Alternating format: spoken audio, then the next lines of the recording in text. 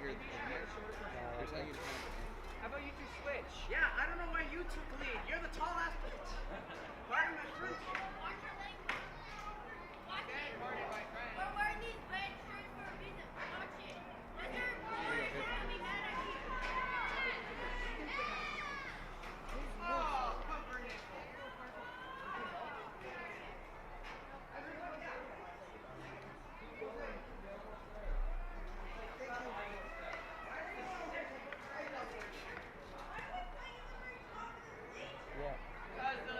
Yeah, I got you. Set up the drum set.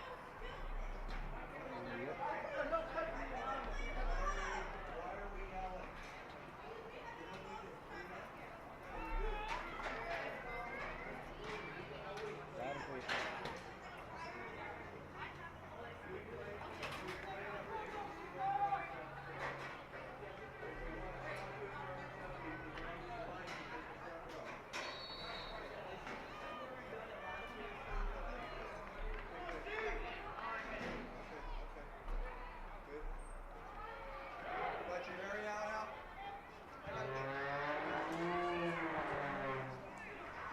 Well, and we're off. Hello and welcome to this VPS Game Time presentation of Greater St. Helens League Football. They've started the game early. We are trying to catch up with them. Tonight it's Fort Vancouver versus Hoquiam. Yeah, we're not supposed to start until 5, but we're starting 2 minutes early. My name is Nick Voll. I'm joined by Orion Ludlow. Hi, everybody. We are excited to bring you this football game. The Trappers coming in at 1-0, Hoquiam coming in at 0-1. These two teams matched up last year with Hoquiam taking the victory in a decisive fashion. So Fort Vancouver looking to get some revenge here. You see on your screen Hoquiam in white jerseys. Fort is wearing red. And here's our Right first up the gut. offensive play of the game. Trying to get everyone's names down here. We just got the rosters. So it was Xander Jump at quarterback for Hoquiam. We've got Dominic Stansteifer in the backfield. That's a great name, Stansteifer. I know it's cliche to say, but what a beautiful night for a football game. Right? Yeah. It's I wonder how warm it is out there on the field. It was 80 on my drive to here to Kiggins Bowl. And what makes me wonder in those sunny patches out there just how warm it is for these guys. Another run up the middle. This one for a first down. So Hoquiam starting off strong. First down on its second play of the game. The Trappers. I mean, when was the last time Fort Vancouver started their season 1-0? It's got to be a good feeling for that team, knowing that they've gotten a win out of the way. Yeah, absolutely. Fort, every year making strides. The last several years. There's a big run up the left side. Another Hoquiam first down. Trying to get. I think this early start is throwing everyone. The PA announcer isn't going yet either. So we're not getting a lot of calls from them to help us out, but I know that was Dominic Stansteifer with the great run there, the 5'8" senior. Hoquiam from the coastal area of Washington. Yeah, heck of a drive down. I saw their buses. They brought, as you can see over in the stands, well, not in this shot, but they have a good half dozen fans here that made that big drive. And Stansteifer stood up there by Micah Selva. Great bit of tackling from the big senior. Listed at 6'1", 255. You don't want to run into him. Micah Selva used to have him in video production. Yeah? Yeah. Former Fort teacher here. Yeah. Now up at Skyview, we've got Mr. Jonathan Jenkins, the Fort teacher now, is here at the game shooting some footage for the school. We've got a whole bunch of Trappers on our crew today, which we're very excited to have. There's a swing pass outside. There's a little bit of daylight there. Picks up about 5 yards. That was Giovanni Koff on the reception. Good containment by the Trappers there. They had most of their defense read that well, and they were over there to gave the runner nowhere to go. So 3rd and 6 for the Grizzlies. Trappers hoping to get a stop here. Of course, we are in 4-down territory likely, so 2 shots at it here. Breaks 1 tackle, can't break the second. Stansteifer gets pulled down well short of the first yard marker, but I have a feeling we're going to see a 4th down play here. Great tackle by Nathan Nellis. Wrapped him up. Big number 71. let's see, 290, 6'2", 290, and he got his mitts on him and didn't let go. There was nowhere for the runner to go. All right, so fourth down, we are taking the play call from the side. No big rush here from Hoquiam. It's an important play. Sometimes here at Kiggins we have the big play clock up, but I know there's been some technical issues with that, so they're going off the officials here. So listening to what they have to say out of the shotgun. High snap, little pitch out to the left to Stansteifer. He cuts back in. Ooh, he's going to be close, and he's got it. Yeah, he's got it. That was good blocking by Hoquiam. They didn't need much, but they definitely gave him enough room to punch on through. Yeah, I mean, Fort made that initial contact. Stansteifer just sort of pulled through it and leaned his way to a first down. Yeah. So now it's first down at the Trapper 28-yard line. Little option. Back out to Stansteifer. He's got some room on the outside. He might go all the way. Pull down at the 2-yard line. Nice Good tackle by Caleb Hyde.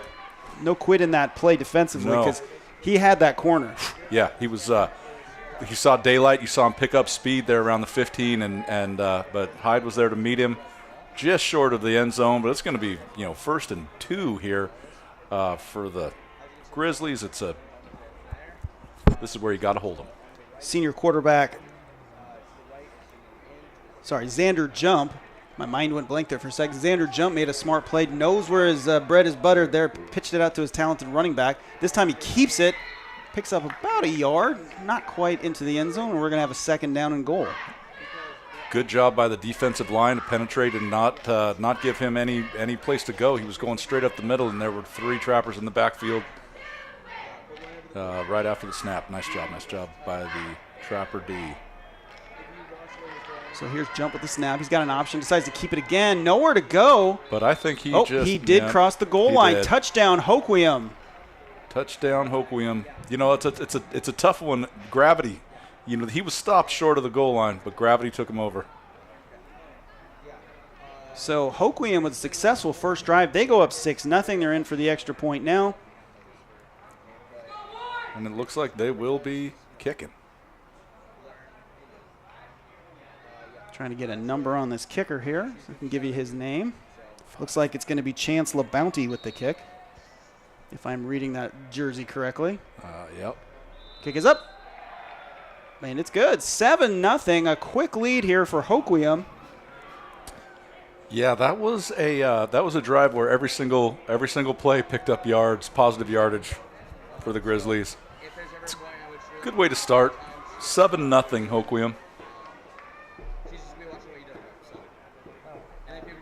Now the Trappers are going to get a chance to send their offense onto the field here.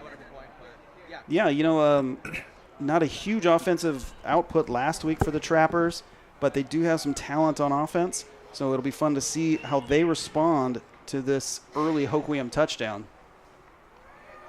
Trappers here playing on Gary Boggs Field. Gary Boggs, of course, a famed and beloved Fort Vancouver coach for many years, including the last time the Trappers went to the playoffs. Passed away a few years ago, but still remembered here at Boggs Field at Kiggins Bowl. If you're ever here at Kiggins, you can't help but see the giant Boggs Field sign.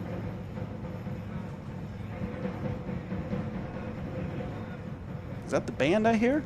It's not thunder. There's not a cloud in the sky, but it's rumbling. Hopefully one of our camera operators can show us that great Trapper band. All right, here's the kick. It's a pretty good distance there, drives him back. Here's our return man. Got a little space, breaks a tackle, breaks it out to the outside. He's got a little bit more room. He cuts it back to the middle. He has an opportunity to go all the way. That's going to be a Fort Vancouver touchdown. No flags, no laundry, no problem. That's a score. Aiden Hyde goes all the way. And just like that, the Trappers are on the board. I was mentioning they were going to have their offense take the field, but it looks like they didn't need to. Yeah, right? Who needs an offense when you've got special teams like that? Aiden Hyde breaks an arm tackle. Great cut around the Grizzlies 40, and cut it back inside, let his blockers do the work, and turned up the jets. Here's a replay. You can see what a great bit of running here. Breaks that initial tackle, breaks a second tackle, and just turns on the jets. That cut, yeah. Oh. He sort of was slow Bye-bye. rolling it until he saw his hole, and then he hit it. He had another gear. So the Trappers are going to go for the extra point like Hoquiam did. Let's see what we can see here. Looks like we've got a timeout, perhaps. Okay. Yep, that's a Trapper timeout.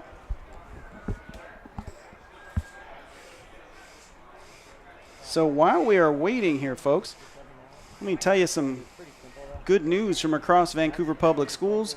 Well, we've got some good news coming up at halftime. We've got some cool stories. School is underway, and we have a fun story about the first day of school.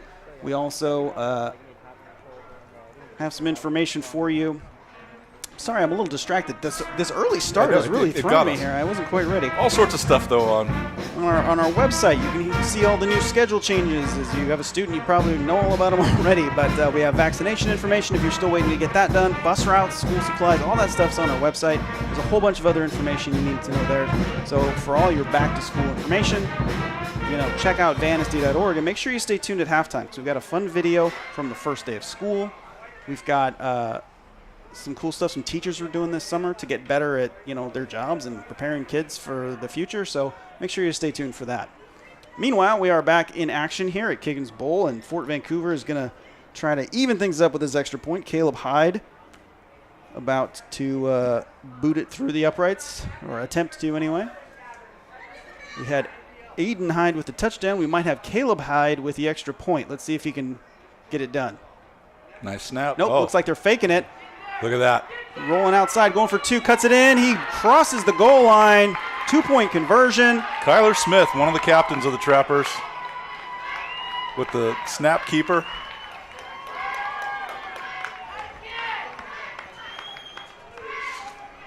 All right, so it's 8-7, Fort Vancouver. Boy, that was quick. I mean,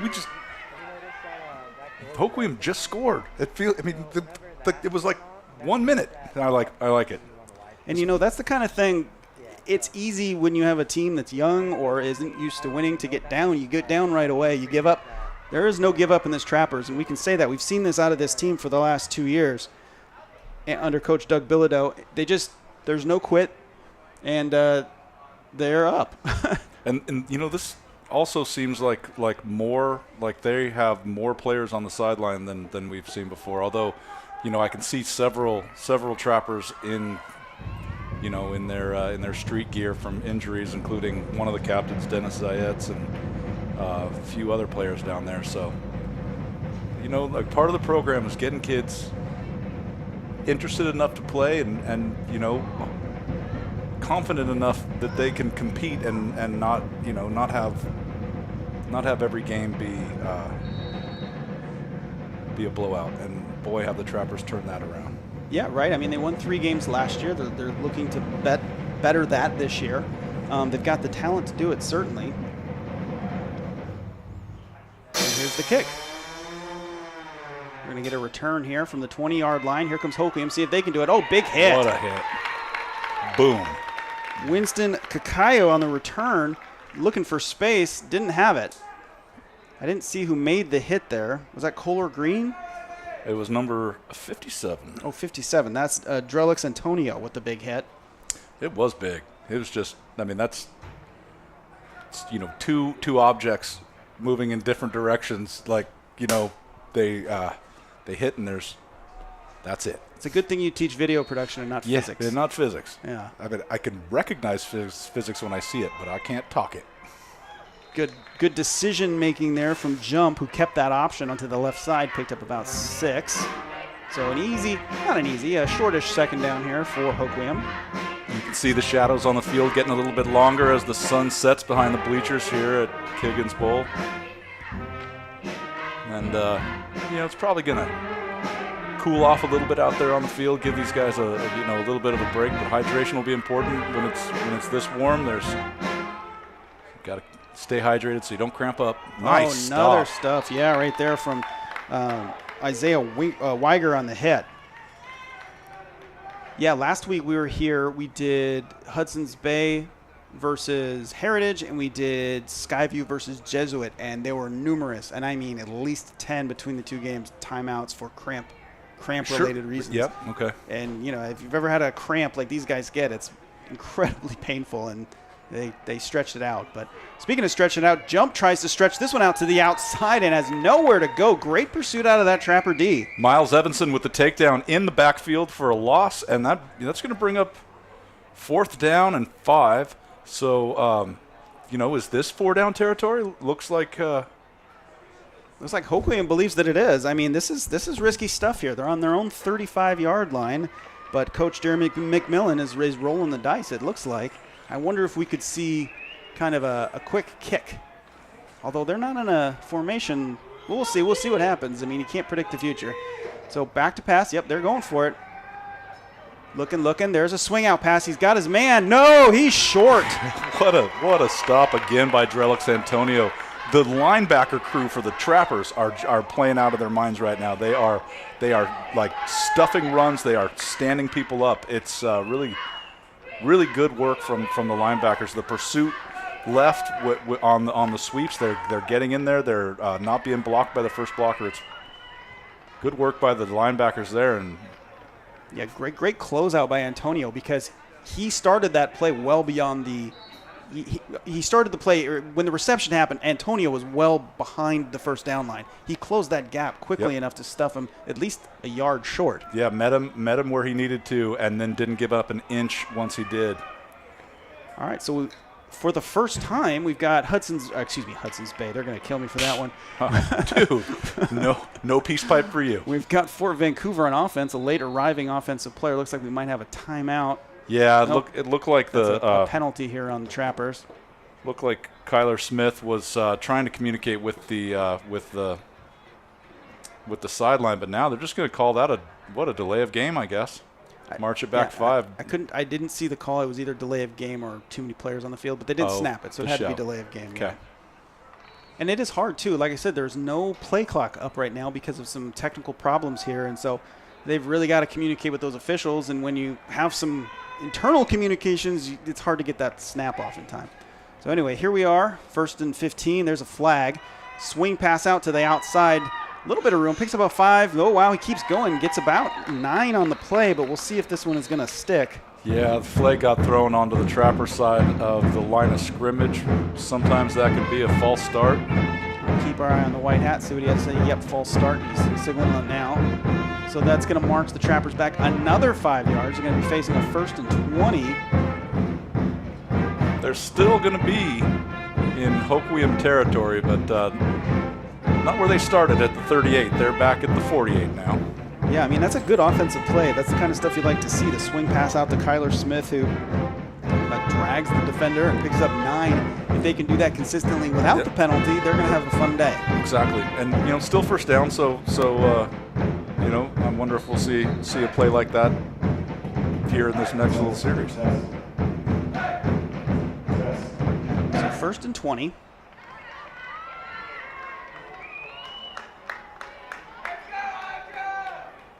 Two on the bottom side of your screen, 2 receivers, 1 on the top, 2 in the backfield.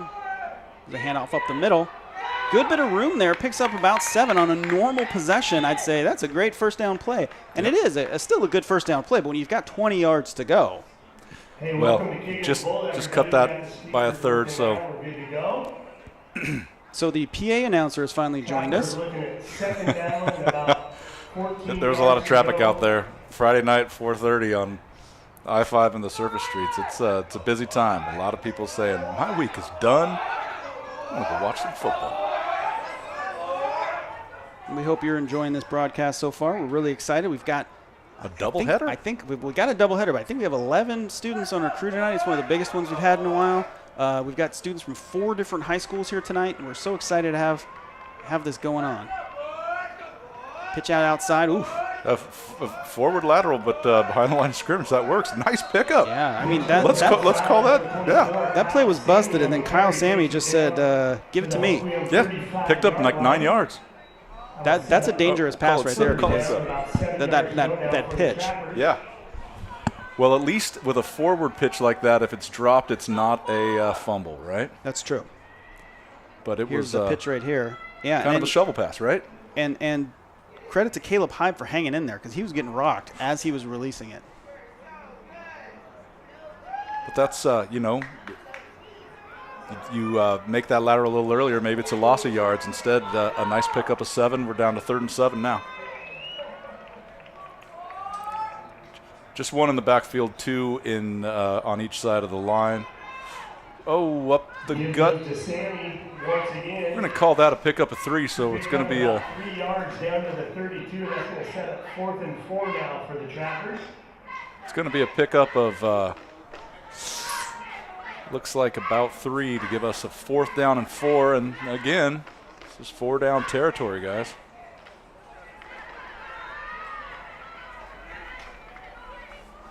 Excited to see what Coach Bilodeau has under his belt here. Yep, Hyde went to the sideline, got the play, back out there, 4th and 4. It seems like they've been on this drive forever, and they've picked up 6 yards positively, right? It's let's see here. No. Oh, is that ball? Oh, the officials are saying that play's dead, but the Hoquiam player just took that football away from Aiden Hyde. I think they're saying that his progress was stopped. And, yeah. So the Hoquiam Grizzlies take over at their own 35-yard line.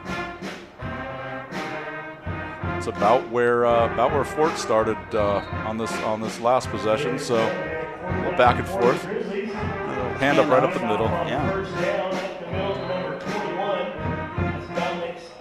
So Stan Cyber's going to get a lot of carries today, I believe. Yeah, and you think about that play. It didn't. He essentially was tackled in the line, but the line had moved 5 yards forward. Like if you look at this. Oh, sorry. This is the 4th down play. Last. His legs were still churning. That's a good judgment call. All right, here's another option out to the left. Jump keeps it this time. Great choice. Breaks around that corner and gets himself a 1st down. Nice little 15-yard run from jump. And they are into Trapper territory now. So we watched Hoquiam's first possession. Every play was positive, and they took it down to the goal line and scored a touchdown. Seeing it happen here too. They've all the passes are usually pretty short so far, but this one might be a pass downfield. Let's see what happens. Yeah, jump wings it. That ball is intercepted. What a pick. Evan Martinez. Oh, no, it's number 9. I'm sorry, that was... we don't have a number 9. We don't have a number 9. So. But wild play. Stepped right in front of the receiver, right tiptoeing on the sideline. Took that ball away. So that's the first. No, that was Martinez. He's number 8. Those numbers are a little deceiving. Okay. Yeah, that's totally him. I used to have him in the video class too. That was just good wherewithal. He was watching the ball, but he also knew where his feet were. He kept himself in bounds. That's an NFL interception. He had both feet in bounds there. So the 5'7", 135-pound senior. Wow. So Hyde steps back in at quarterback. Trappers have 3 receivers to the right. 1st and 10 at the 33. Hand off up the middle. Picks up about 2 yards there. But met by 2 big Grizzlies. Kyle Sammy there on the carry. Before he's brought down. 2nd and 9 coming up for the Trappers. You know, every year under Bilodeau, this Trapper team is just more and more impressive. A few years ago, I just remember them not being able to run more than 2 or 3 offensive plays in a game because they couldn't do it. And now this team has a variety of different looks they're going to give you. You don't know where the ball's going every time. The player movement is crisp. The players know where they're supposed to be. This is, it's there's some confidence out there now too. 3 wide right, nobody wide left. No, we got 1 down at the very bottom. Oh, he's kind of behind the official so for our sorry. viewpoint. Yeah, here he goes up the middle. He's got some space. Cuts back towards the hash mark. Picks up about 8 yards, and he's going to be about 1 yard short here for a manageable 3rd down. Yes. Great bit of running from Hyde. Yeah, the Hyde brothers have both been doing pretty. I don't know if they're brothers. Why did I even say that? I have no idea if they're brothers. But the Hydes. The family Hyde. They're presumably they're related. Both showing some good decision with the ball. Austin Hyde, Aiden Hyde with the great return for a touchdown, and then Caleb with good decision there to picked up about 8 yards and 3rd and 1. All right, let's see what they got dialed up. This time trips left.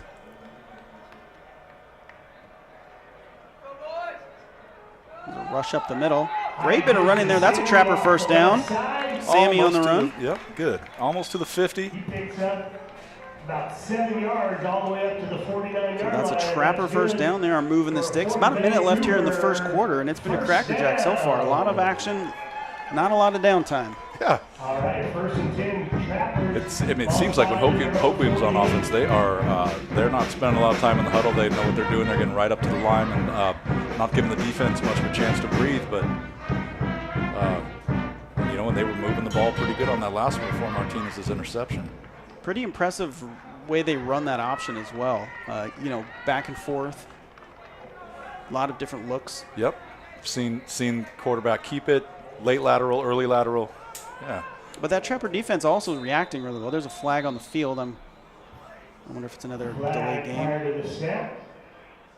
Illegal substitution signaled against the Trappers.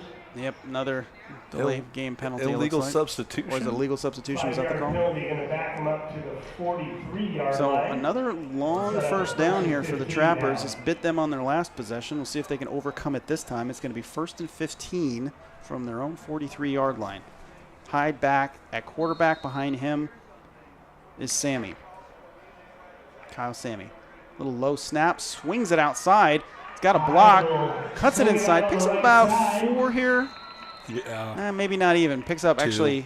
Picks up about 1.5. Yeah, they're going to call that 2nd and 12. I was closer on the first one. I guess he got pushed back so far. I kind of lost track of where his forward progress was.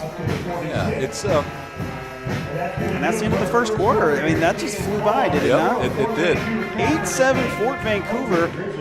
An exciting first quarter. We had a touchdown on offense. We had a touchdown on special teams. We had an interception. A lot of good hits. And If you like football, this is some football. I hope you like football because you're watching us now. And folks, we wanted to tell you about a cool event here coming up. I can't find my graphic, but I'll just tell you about it. There is a great event coming up to help students and parents plan for life after high school. Future You is an annual event that brings together 4- and 2-year colleges and universities, trade programs, the military, and more. There will also be a ton of resources for families, including how to apply for student loans. Future U is happening on Thursday, October 26th from 5:30 to 7:30 at Hudson's Bay High School. You don't even need to be in high school to attend this event. Middle schoolers welcome. It's open to all grades. They're giving prizes away every 15 minutes, so it should be a lot of fun and very informative. Again, that's going to be Thursday, October 26th at 5:30 at Hudson's Bay High School. If you're not going to remember this, just go to the website, vansd.org. There's information there. It's a cool event they do every year, and especially for families where they're not sure how to get those college loans started, having professionals on site to tell you how to do it is incredibly valuable. Plus, as a CTE teacher, I'm sure other people see this value too, but the value of bringing trade programs and stuff in where there's multiple options for kids after high school to enter apprenticeship programs or enter trades, and I think that's neat that's sort of that's part of the program. If your child is looking for the military, perhaps, there will be reps there too, so pretty cool. Deep pass, that's a reception. This is trouble. Aiden Hyde, down at the 21 or 20-yard line.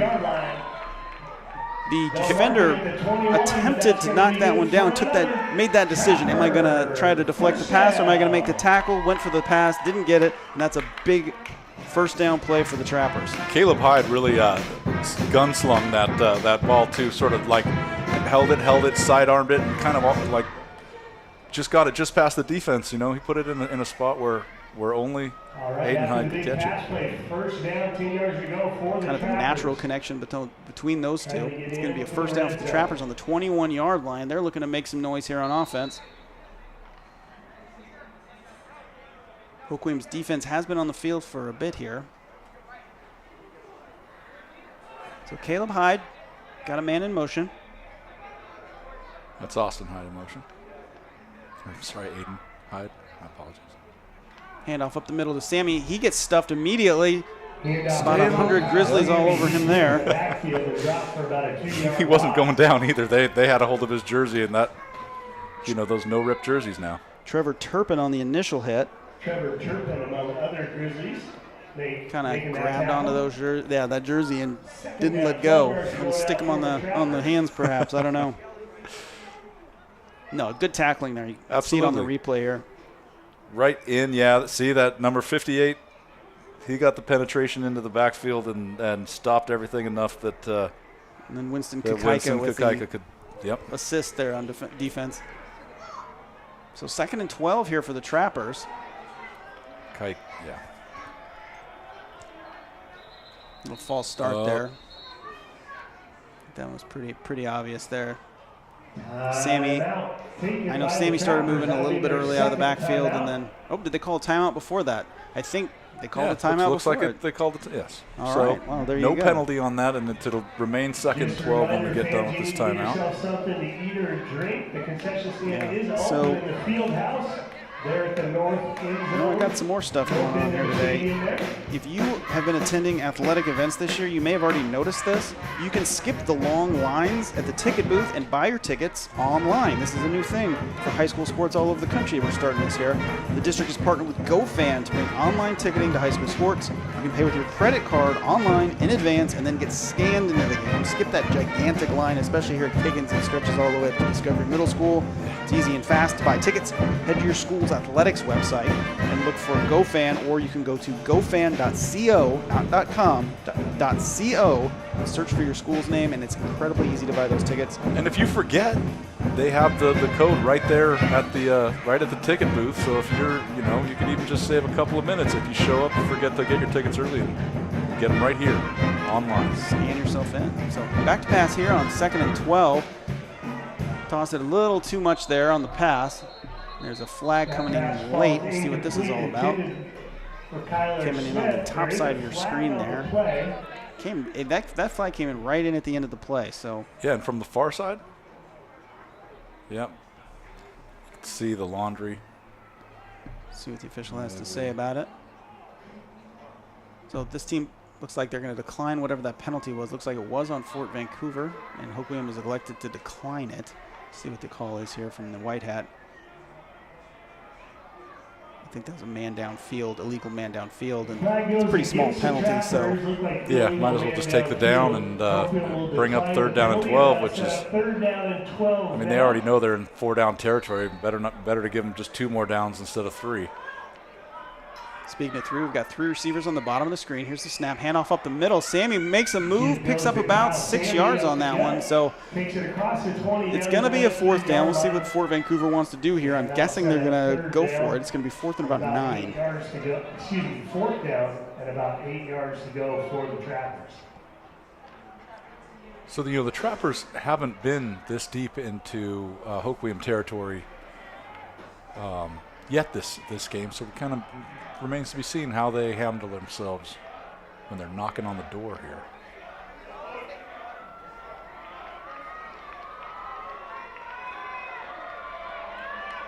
So 4th and 8, 2 on each side. Hyde takes a snap. Looking to pass, rolling to his right, getting chased, flips it up there. That ball is incomplete, and that's going to be a turnover on downs. Hoquiam will take over on their own 19-yard line, down 1 point, 8-7 here with 9:43 left to go in the 2nd quarter. Sammy was the intended receiver there out of the backfield, but it was a pretty well covered and a hard throw to make because the defense was all over Caleb Hyde as he released the ball. Even if Sammy had come down with that football, he did not have a lot of space behind him. That's right. Good bit of defense there out of Hoquiam, and now they take over on offense, looking to get back on the board. A little pitch out to the right. Good pursuit. Close out again by that Trapper defense, and Stan Cipher had nowhere to go. Yeah, the linebacker crew for the Trappers is they're showing up. See the replay here. Good pursuit. Oh, yep. Oh, actually, here's that 4th down play. play. Yeah, he was being tackled as he threw, and there's three white shirts in that area. So hard to deliver that ball right on target no matter what. But then with all that defense there, it wouldn't have gone for much. Oh, low snap. Yeah, picks it up, trying to find a space. Looking, tosses it up there. That's complete. That's going to be a 1st down for Hoquiam.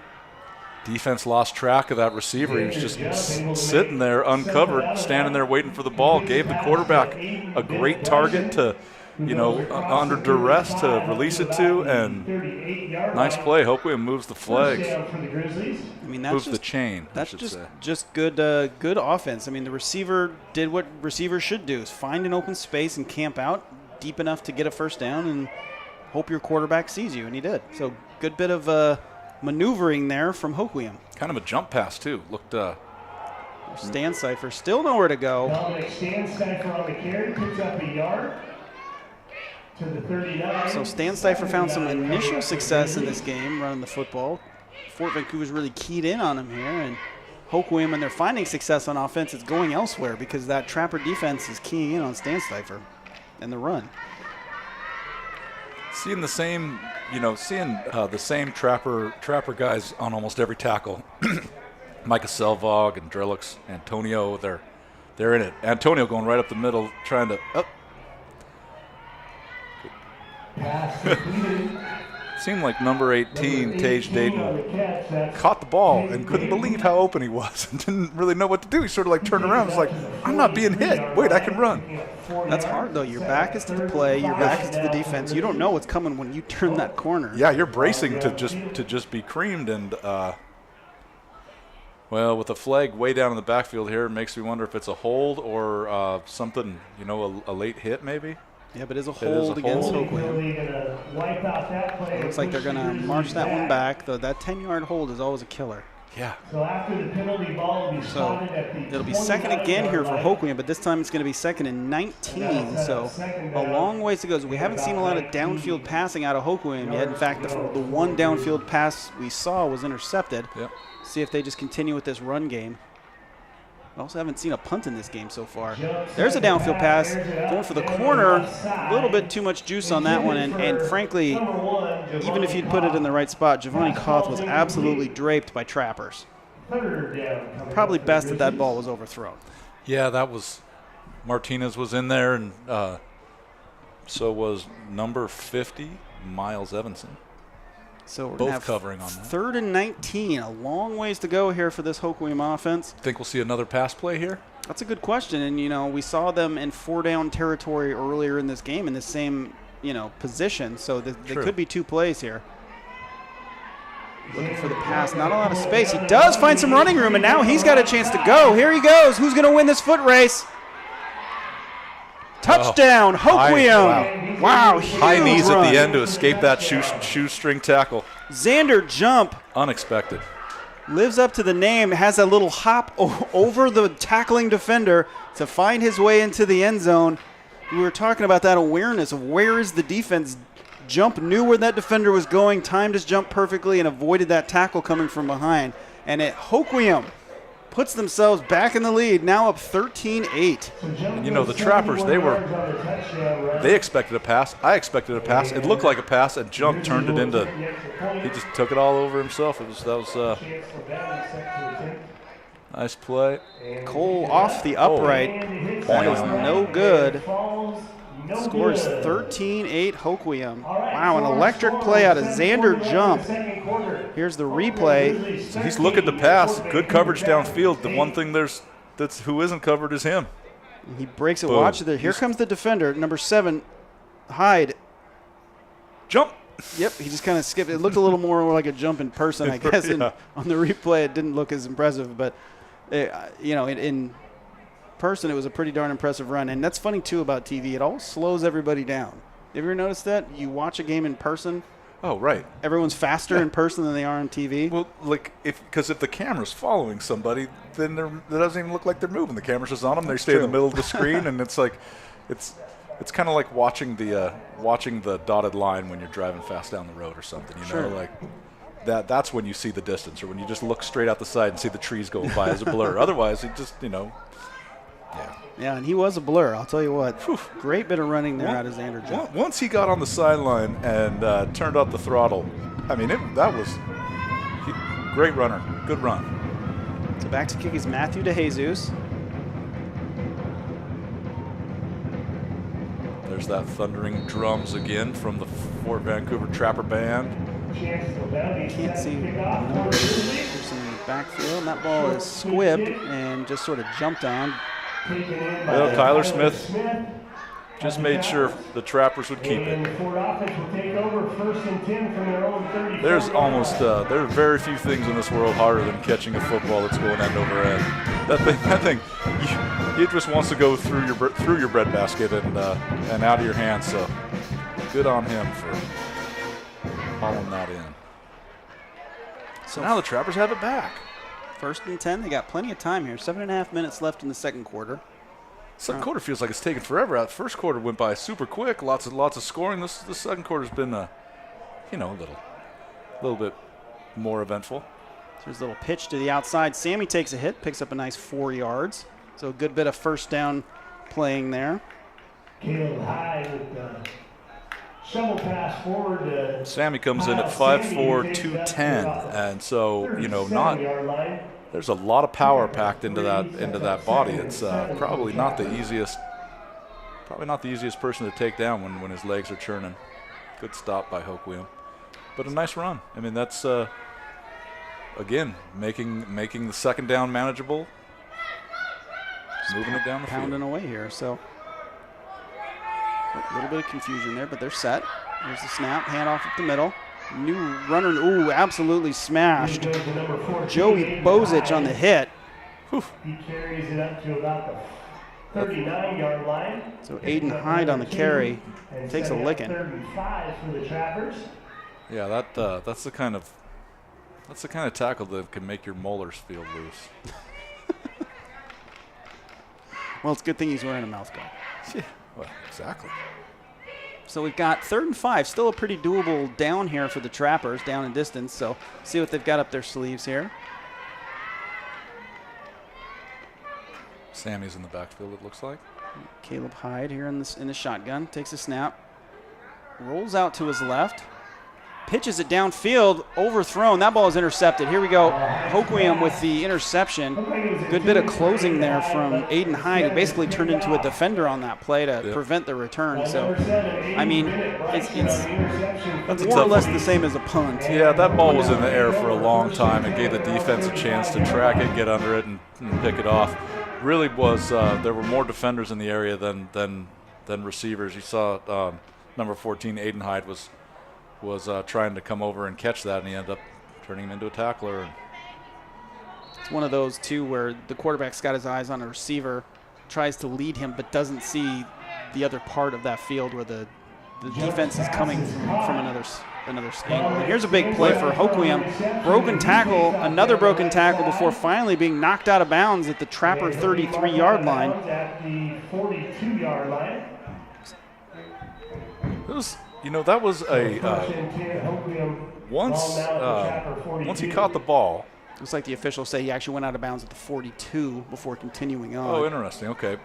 Here's You the play can on see your once he catches the screen. ball, he's got a defender right on him, but then he goes around his blocker to cut off both of those defenders, and essentially he's outnumbered and ends up getting open field out of that. So nice run. So Stan Cipher with that reception. Here's the pitch out. Jumps Not a lot of room. Good bit of patience from that Trapper D to kind of wait for him to make his move and wrap him up in the backfield. Miles Evanson on the tackle there. play out there by number 50, Miles Evanson. These Ford linebackers, Evanson and Antonio and Isaiah Weiger,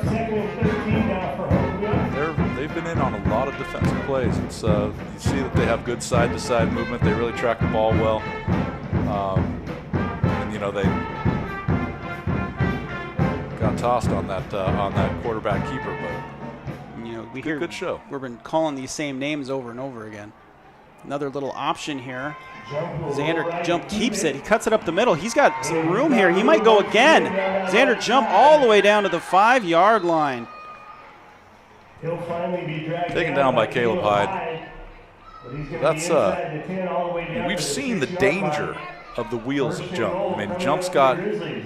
He sort of had the ball out. It was in his. You could see just as has it unprotected in his hand. But then when he decides to go upfield, he really pumps and his blockers created a hole between all the Trapper defenders and able to pick up about 35 yards. Yeah, Jump really good at reading that option and deciding which is the correct route. And here he almost punches it in. Gets right down to the 1-yard line, a half-yard line, excuse me. Yep. Hoquiam knocking on the door here. No give up. You can see him just churning. We do have an injured Trapper on the field, so we're going to give him a moment to recover. Yeah, and that's one of the things that those options do. Yeah, you stuff it 3 or 4 times in a row, but you still always have to contend for 2 men at the same time. And if you have a smart quarterback like Jump, you just be patient and you find your opportunity to get in and make a play. And they've, in the first quarter, he didn't keep it much. That was the pitch. So now the defense has to respect the pitch, and they're tracking the guy who's ahead of him, and that opens up holes where if he can cut directly upfield, opens up a pathway for him. We talked about them keying in on Stan Cipher, and perhaps that's what Jump is seeing. They're keying on him. I've got this opportunity. Here I go. So well, we still have an injured player down. We don't know what's going on. He's on his hands and knees. So I think it's Adonis Chavez is the injured player. It looks like he's getting up right now. Actually, excuse me, that's not Chavez. That's Isaiah Muli Mohaetau. Ooh, he's got a little limp coming off. Maybe it's just a cramp. He's walking off under his own power. We'll keep our eyes peeled to see if he enters the game again later. Glad to see him moving on his own power off the field here. Yep, coming off with one of the Fort trainers. It's a big blow to have him off the field if you're the Trappers. A big body is Moeatau. All right, second goal coming up for Hoquiam. Ball now at the 1 yard line. So it's going to be 2nd and goal on the half-yard line here for Hoquiam. They are in a power formation. And it's going to be a keeper again. That's a touchdown. Hoquiam, they punch in their 3rd touchdown of the first half. Jump with his 2nd touchdown. It is 19-7. 8. Excuse me, 19-8. Sorry about that. 19 to 8. No. Yeah, it's that's. I mean, when you're the Trapper D now, and you're realizing that you have 2 people you have to cover who at any time can really turn it on. That's tough. And he's.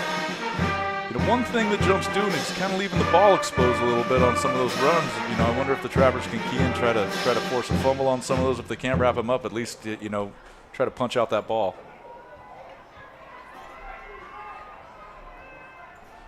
So they're going for 2 here. They've got 3 down on the left side. Officials blow that one dead. I'm not sure if that's a timeout. It is. Timeout by the Grizzlies. Take their first timeout of the quarter. So smart move there. So that clock you see on your screen, that is the amount of time left in the timeout, not left in the half. We are tied into the scoreboard, so when they change it, it changes on your screen as well. So yeah, the clock has stopped, and it's you can see the clock ticking down 2 seconds at a time, 38, 36, 34 seconds at a time. So you are a teacher, Orion, at Skyview now. That's How is right. the school year going for you guys at Skyview so far? Pretty good. We have a new grading and an attendance system called Synergy. It's something that everyone's got to learn. Fresh, parents, students, and teachers.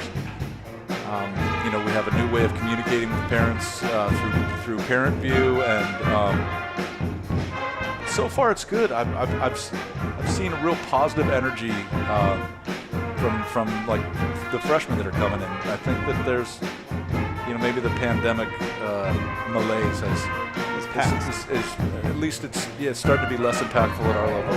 Well, that's good to hear. And glad to hear your school year's off to a good start. It's great. I'm stoked. I have some. Yeah, nice.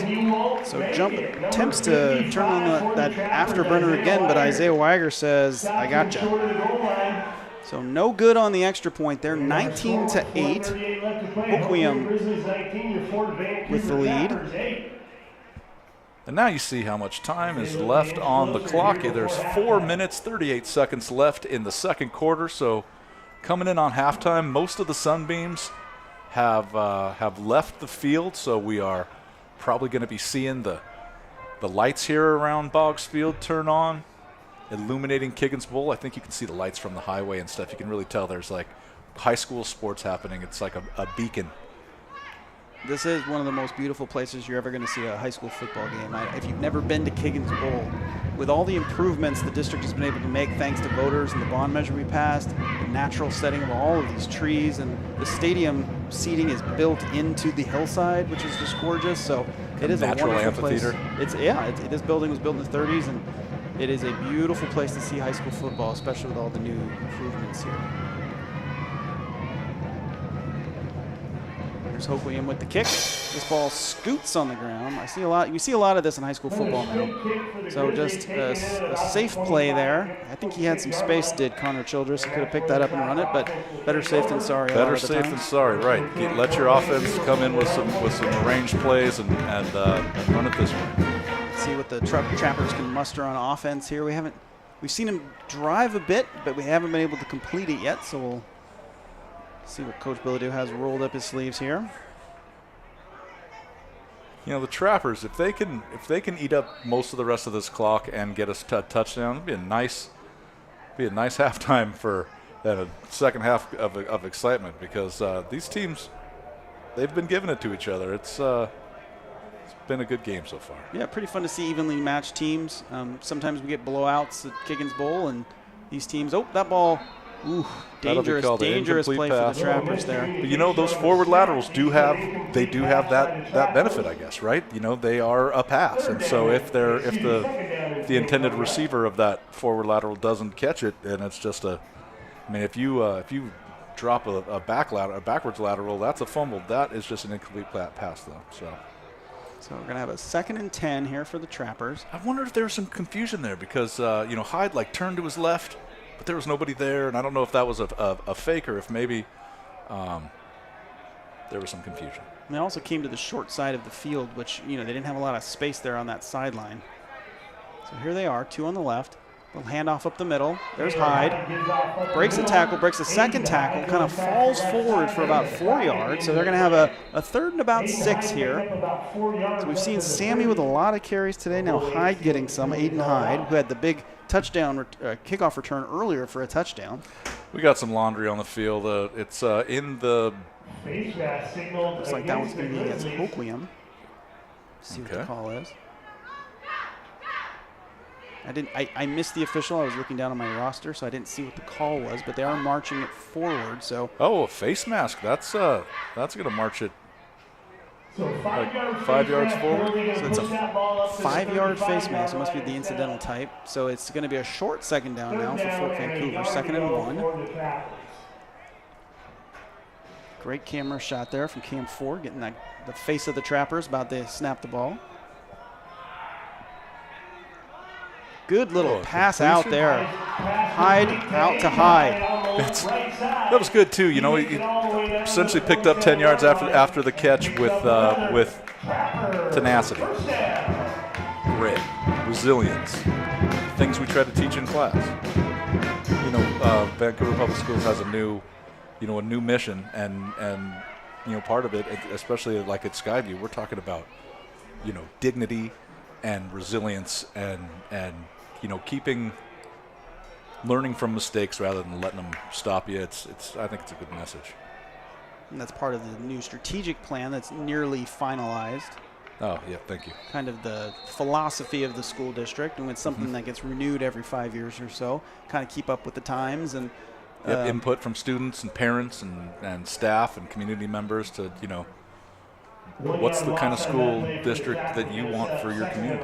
It's a huge process. There are so many different people involved in talking about these things, and students are, especially right now, students are the most important part of that. The voice of students, what they want. They're the ones experiencing this right now. What is important to them? And they say, we want to belong here, and we want to have a place where we can come every day and feel safe and happy and learn. And so that's really the priority right now. Yep. Which, I mean, is respects always who the we priority, are. but it is important to say those things out loud and say, this is who we are. Right. When you say it, then you can live it. Oh, nice pass right into the defense, and he's breaking it. He's got an opportunity here. He's got blockers. He's got Tyler 6 Smith points. is scoring. Tyler Smith. Touchdown, Trappers.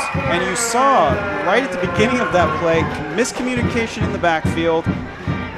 You see the officials talking about something. I don't know if is there a penalty? They're bringing him back.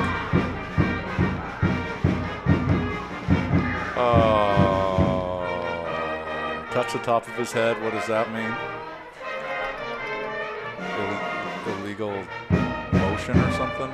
Oh, brother, what a heartbreaker for the Trappers. So you saw at the beginning of that play, miscommunication in the backfield. Hyde bumped into Big touchdown play wiped out by an illegal man downfield. an illegal man downfield was the call. That's the second time we've seen that out of the Trappers today, too. One of those where I don't know if the lineman thought the play was busted and he needed to block for his quarterback Hyde, or if it's just a mental mistake by drifting too far downfield, but it wipes off a touchdown.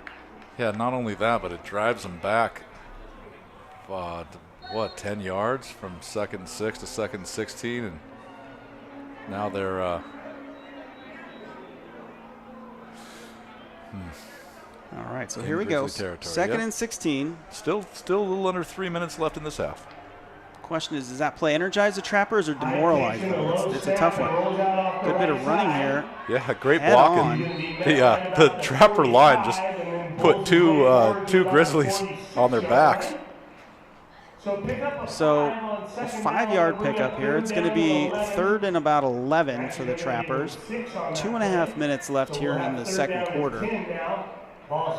You know, I've been really impressed with Hyde as a thrower so far today. Here's Check out that this play blocking. again. Just, I'm not sure big, where the runner. big that was Ryan Faumuina just put two linemen on their backs with one guy. You see how big he is. He stands out in that huddle.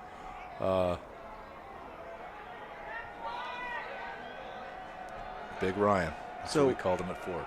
3rd down, 3 receivers up on top, low snap, Hyde back to throw, whips it. Oof. Ooh, and he did a little miscommunication there. I don't know if it was if he thought if Aiden Hyde was coming back to that ball, or I don't know if he thought Kyler Smith was running an in rather than an out. But in any case, he found the turf there, and it's going to be a long 4th down here for the Trappers. I have a feeling we might see our first punt of the half. Looks like no designated punter for this team, but I'm sure Hyde probably is a. Yep, it's Caleb Hyde in the backfield there, number 7. Might have him on screen here for camera operator. Pulls back just a smidge. Caleb Hyde, kind of the do-it-all here today for us. We're seeing him kicking, we've seen him punting now, we've seen him throwing.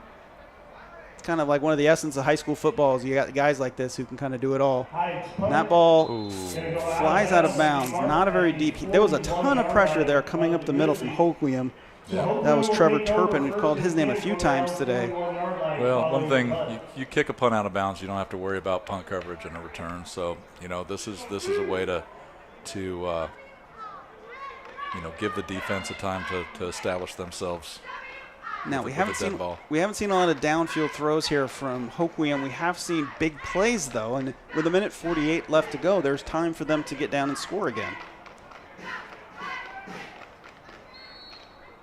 Yeah, 1:48. I mean, all that needs to be is one jump run, and So here's a deep pass out of jump, a pretty spiral. Oh my, what a catch! Oh, he dropped it. That was what an effort.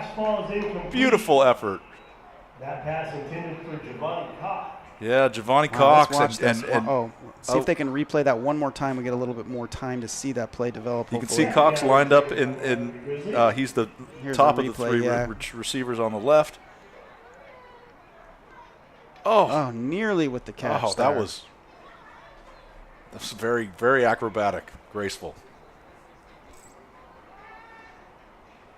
So it's going to be 2nd and 10 with 1:38. That's a good play call, I think. Take that shot downfield. You still got some time. Yep. Yeah, I mean, Hoquiam knows that they can probably lean on the run if they need to. That ball, that could be a loose. fumble. That goes out of bounds. So a huge loss there for Hoquiam. Yeah, the officials are saying that was a backwards pass. That okay. is out of bounds. That's a fumble, but that's going to drive them all the way back to the 30-yard line. So they're going to face a 3rd and about 20. Yeah, that's So with 1.5 minutes left here, a stop from Hudson's Bay gets them the ball back with enough time to make a play. If the Trappers right now, if they can, force maybe an incomplete pass that stops the clock, and with Hoquiam this far back, they still have time. Koth in motion. But this is a way to run out some clock, right? Good pursuit by Christian Paez. Did not bite on the fake, and that was an important stop because that leaves leaves Hoquiam with almost like probably a 4th and 14 at this point, right? 4th and 12, 13. Looks like, I mean, are they going for this here? With a minute left, I'd be curious to see if they go for it, because if they can punt it downfield and force Fort Vancouver to go 60 or 70 yards in under a minute. The Trappers only have 1 timeout left in this half. They've used 2 already, and so that's now they have no timeouts left. So really, the Trappers are worried about this play and this play alone. And right now, not thinking ahead, putting a plan on the field right now for what they can do to get the ball back. And they squandered about 15 seconds. They're letting that clock wind down before taking the timeout. So they will be without one if and when they get the ball back, with about a minute or so here left to go in the half. I mean, we've seen from Hyde, he's got the ability to sling it downfield. We've seen from the other Hyde and some of the other receivers here on this Trapper team, they've got the skills to do it. But without the time, it could be a long battle. And, of course, they have to get a stop here, too. I mean, it's gutsy here for Hoquiam to go for this. There's a minute 1 left. They're deep in their own territory. They need to pick up 13 yards. 13 yards. We'll see what happens here. It looks like, are they going to call a timeout? Yeah. Their second timeout of the half. Perhaps they had the same thought we did when you actually look out at that field and see how much green there is to go before they get that first down. Yeah. We'll see what they do. Well, and now, and they saw what the Trappers sent out, how the Trappers lined up on the coverage for that 4th down. So maybe now that has them thinking and something else. So now it's like that chess match where, Coach Bilodeau is thinking, well, okay, what can I say that I didn't say last time out? Well, maybe we go out with a slightly different look to confuse the Grizzlies who come out thinking they're going to see one thing. So, this is when the clock is ticking down. There's not a lot of time left. That's coaching really matters. Game coaching matters. Coaching matters all the time. You wonder if you really almost go into a mini prevent defense here. You don't care if you give up 8 yards. Right, but I feel like that's kind of what they did for Jump's really long touchdown run too. They were like, they just kind of wanted to not give up too many yards, and they ended up leaving an open hole for him to run for 65 yards or whatever. It was so you could see, they have one man back, because it looks like there might be Hoquiam might be punting here. Is that another timeout? Looks like it. Well, that's 3 timeouts in a row here. I wish I hadn't read all of my announcements earlier. No, I've got a few more here.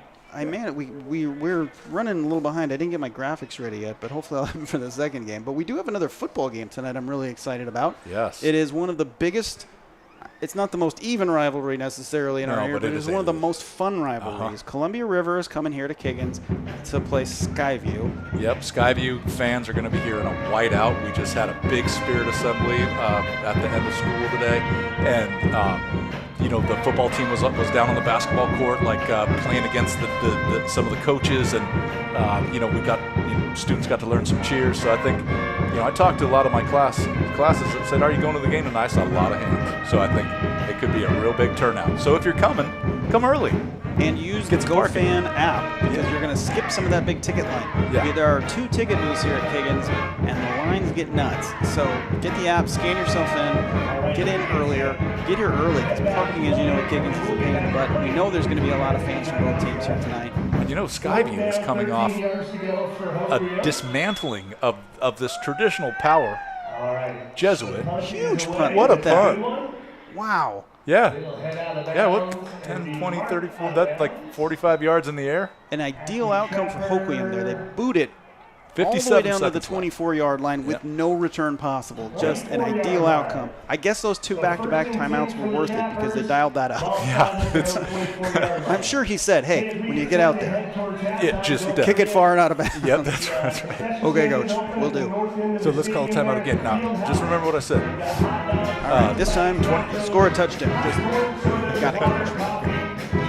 No, great. 76 yards to go for the Trappers here in 57 seconds. So, they'll probably want to see if they could break one free here, especially get out of bounds to stop the clock. Maybe there's a second play. But I have a feeling if with no timeouts, if this is a run that doesn't go anywhere, this might just take us to the end of the half. Oh, we're going for the air. That ball up the middle. He's got a seam. Just overthrown. Holy moly. He had Aiden Hyde open with a seam, just put it about 2 feet too far. That was Hyde's best looking pass of the day. He didn't put it up in the air. That was a rocket. I mean, Caleb Hyde can throw that football. Yeah. He is a real throwing quarterback. It's nice to see them, take a chance downfield in this situation because they can, and that's what I like to see. So now 2nd and 10, about 50, a little less than 52 seconds left on the clock.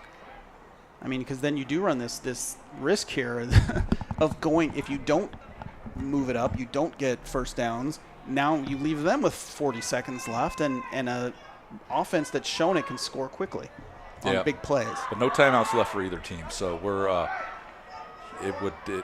no matter what, this is it's a tough end, but they are going for it again. So Hyde rolls out, hits his man. It's going to be about if he keeps moving forward here, it's going to be about a 7-yard gain for Kyler Smith. Clock is running, as we mentioned. There are no timeouts left, so it's going to be 3rd and about 1 for the Trappers. See if they can get this off soon. Might see that run. Well, it's going to be tough. Even if you get this first down, that clock continues to move. So this might be a killer for their half. An ender. Trying to draw the Hoquiam defense off sides. That ball's on the turf. He breaks out. He's got a first down, and he's got space. Here goes Hyde down the sideline. He elects to cut back in, and now he does not get out of bounds. He doesn't look like he got out of bounds. Nope, his knee hit about 6 inches in. I see, but they're going to stop the clock to move the chains. But Trappers probably can spike this here and then have one more shot at the end zone.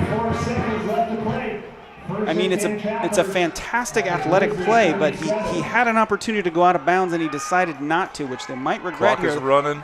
1 second. This is the last play of the half. Let's see what they have dialed up. Here he goes downfield. That ball's overthrown and intercepted. Now they need to make the tackle. And they do. Nice takedown there by Gabe Valencia, but a great pickoff. I mean, Trappers really had nothing to lose on attempting that pass as long as their offense could bring down the defender who got the ball. Great bit of sportsmanship there. I don't know if you just saw on your screen. After the interception, Caleb Hyde came over and gave props to Giovanni Koth, who made that interception. Big smiles on both their faces. So that's cool to see, Yeah. Hyde knows that was a Hail Mary. Koth knows that he, that it wasn't a big deal. So here's some first half highlights for you, folks. You can see those shadows made it really difficult early in the game. And there's one of those touchdowns we saw. And then here is this huge return by Aiden Hyde. That's the cut, boom, and the speed. Oh, I love that play. Good stuff. Yeah, and those white pin legs running with those white socks, just like a blur down the field. And you can see we struggling with the shadows and the light. Now we're at least clear of that. Here's one of those amazing runs we saw from jump. Yeah, Xander jumped, saying, "I've got wheels too." As he motors all the way down the sidelines. This one, that was a touchdown. He had another run like that where he was taken down at about the 5. Here's the interception. Yeah, right at the end of the half there, kind of seals the deal. I feel like this is a wild enough game. You could almost see that being a return for a touchdown. You know what I mean? Right. Well, folks, we are at halftime. It is 19-8 Hoquiam. I'd like you to stick around if you can. We've got some great news from across Vancouver Public Schools, including the story I'm about to run for you from the first day of school. A lot of smiles, so make sure you stay tuned, and we'll be back here in just a few minutes.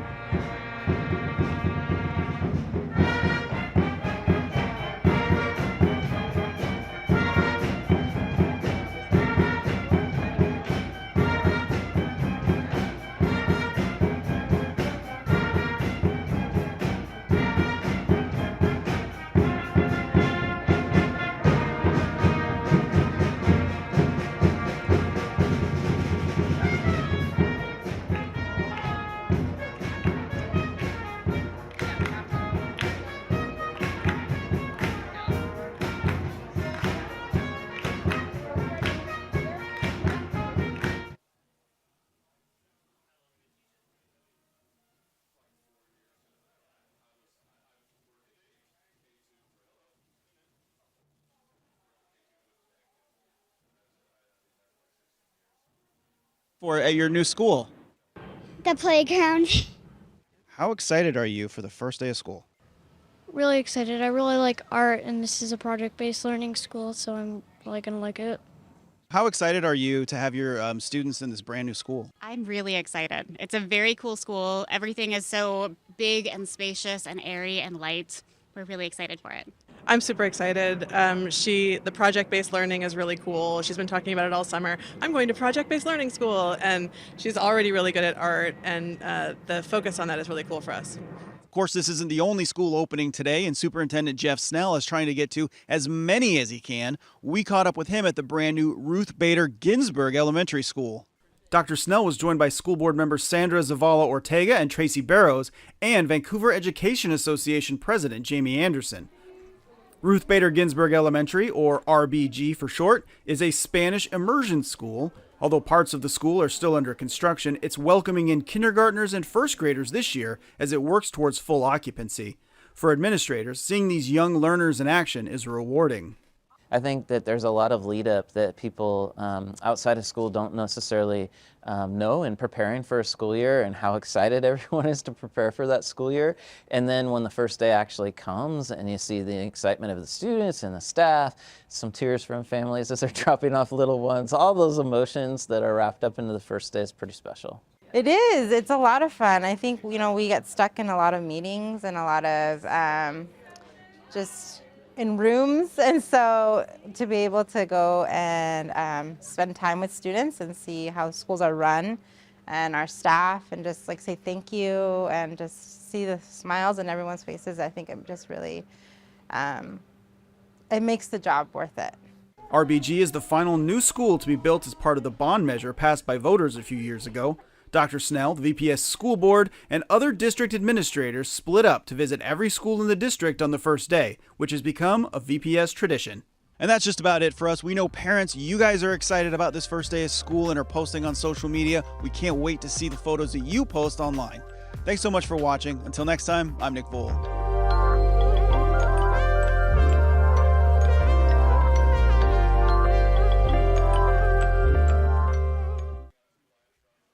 Hello, my name is Jeff Snell, and I have the honor of serving as your school superintendent. On behalf of our school board and district staff, I want to welcome you to the new school year and thank you for letting your children be a part of our district and school communities. We have been hard at work getting ready for the first day and are excited to greet more than 21,000 students. Our focus will be to maximize the learning opportunities for each one. To do that requires a partnership with you and the support of our entire community, including our students, staff, and families. This support was affirmed last year through the renewal of our school levy and more than 6,500 thoughts that were contributed as a part of our strategic planning process. Thank you. Over the next couple months, more information will come out about the strategic plan, our student-centered priorities, and how we will monitor our progress towards a shared vision of a Vancouver Public School graduate. The vision of a graduate is an aspirational description of what our community wants for each of our students. I want to share some of that vision with you.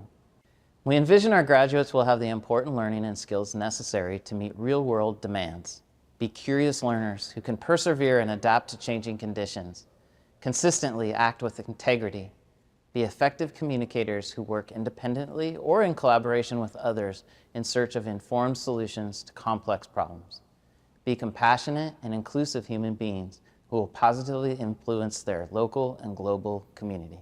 Fulfilling this vision requires care at each step of the way through all grade levels. It is critical that we create safe learning environments where students feel like they belong. Our staff have intentionally planned for those experiences in preparation for the year. That includes reviewing safety protocols, creating welcoming spaces, and designing learning experiences that inspire and challenge our students on their journey. We've invested in a new communication platform called Parent Square and a student information system called Synergy, or Parent View, to support our strong partnership with our families.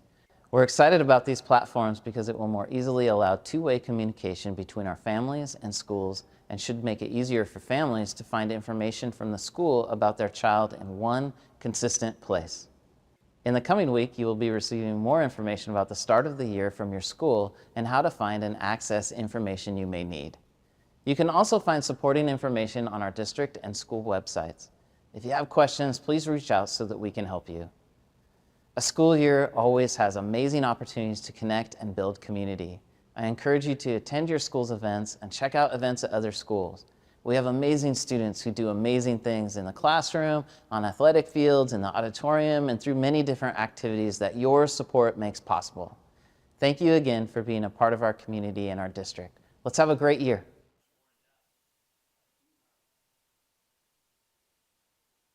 Let's get ready to cut the ribbon. With a snip of a pair of oversized scissors, the new futsal court at Houk Elementary is open for business. It's really fun and I love playing on it. You know, this was just kind of a dream, and now it's here.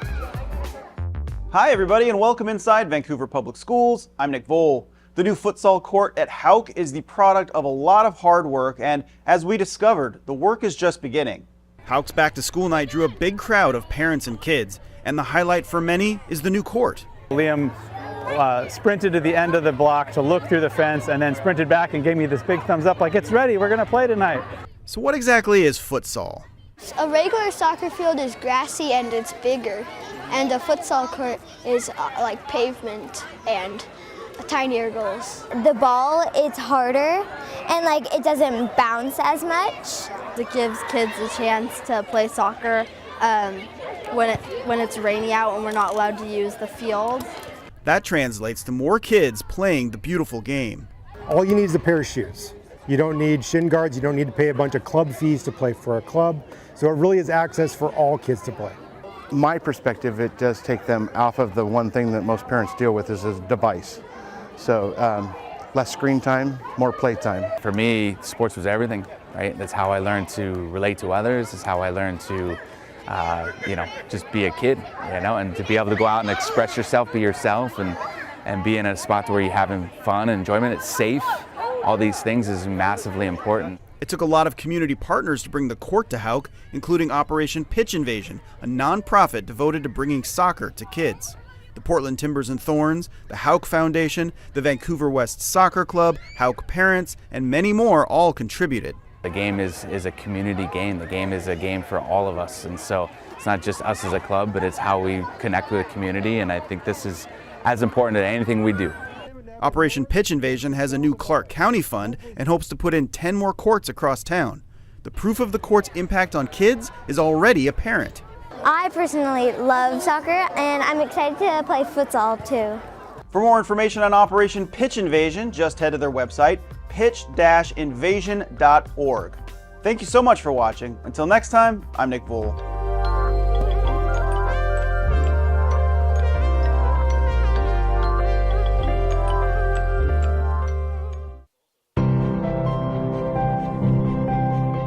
I'm Carissa Niehoff, CEO of the National Federation of State High School Associations. Bad behavior by parents and other fans at high school sporting events is out of control, and the NFHS has declared that enough is enough. We've seen fans coming out of the stands to attack referees and parents yelling obscenities at officials, and fans tracking down officials after games to hurl insults and even physical objects on occasion. This kind of unacceptable behavior continues to drive away men and women from serving as officials. Understandably, why would anyone who is trying to do their best to help high school students participate in sports want to be yelled at, or worse yet, assaulted? Can you imagine trying to do your job on a daily basis while someone continues to verbally insult you? To help fans act their age, the NFHS has started a nationwide campaign entitled Bench Bad Behavior. The goal is to put this bad behavior on the bench. Toolkits are available for schools to download materials to proactively address bad behavior at high school athletic events. We want officials to be respected so that sports can continue to be a part of our nation's schools. Right now, games are being canceled because of a critical shortage of officials. And the main reason for this nationwide shortage is people are behaving horribly at high school sporting events. This must stop. Coaches, parents, and others attending high school games, it is time to step up your game. Let the officials do their job so that the millions of high school student athletes can play their sports. Be a true fan and not a fanatic, and be respectful of those individuals working as high school officials. Let's turn this negative behavior into a more positive direction for the future of high school sports in our country. Let's have our excitement fuel enjoyment of sports, especially for our kids.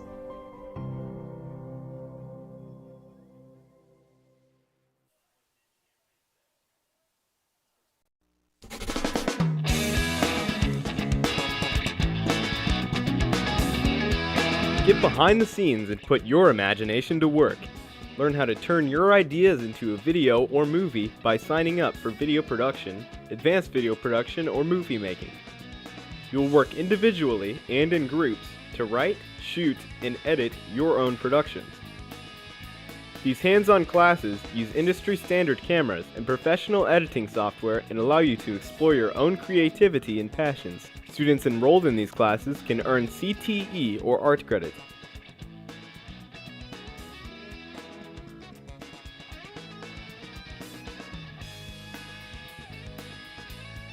Learn to express yourself or tell another story through video. Check with your counselor or career specialist to see if this program is offered in your school.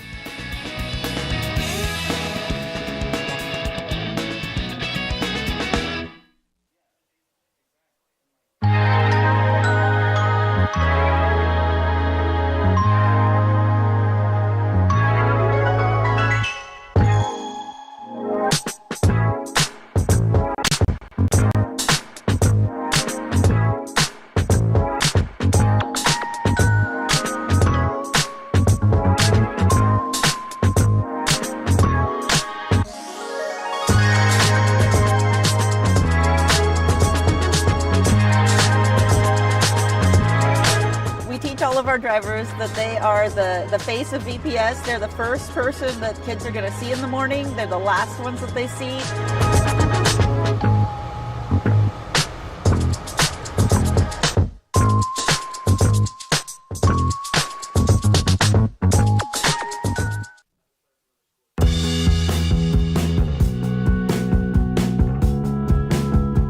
We are preparing students for the future.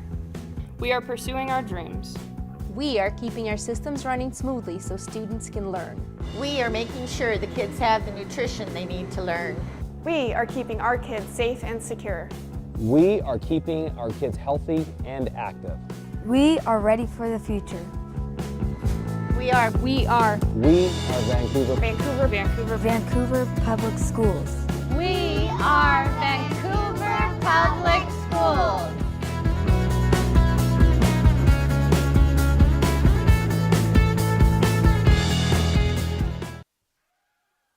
September through June, John Armitage teaches PE and Health Sciences at Columbia River High School.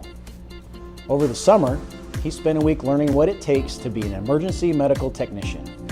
Just got called out on our first call, which was interesting and eye-opening. He's not switching careers, he's exploring what it takes to be an EMT, so that his students can pursue their dreams. I'm armed with a lot more information after doing this. Welcome to Learning to Work. I'm Mark Reith, Director of the Vancouver Public Schools Career and Technical Education Department. Throughout the summer, we send teachers on paid externships so that they can pass along firsthand knowledge to their students. We'll get call after call after call, right? And so you don't want to have to drive all the way back to the station, fill up, and be out of service. When we caught up with Mr. Armitage, he was spending time at Clark County Fire District 6, having already visited the Northwest Training Center and AMR. You always have a picture in your mind of what a job is. So it's been really neat to actually kind of learn more about these different careers, what their days are composed of, what it requires of the individuals that take on these challenges. So it definitely helps to contribute to that respect that I have for first responders. Everybody wants to know what firefighters do. So getting a little look behind the curtain, I think is good.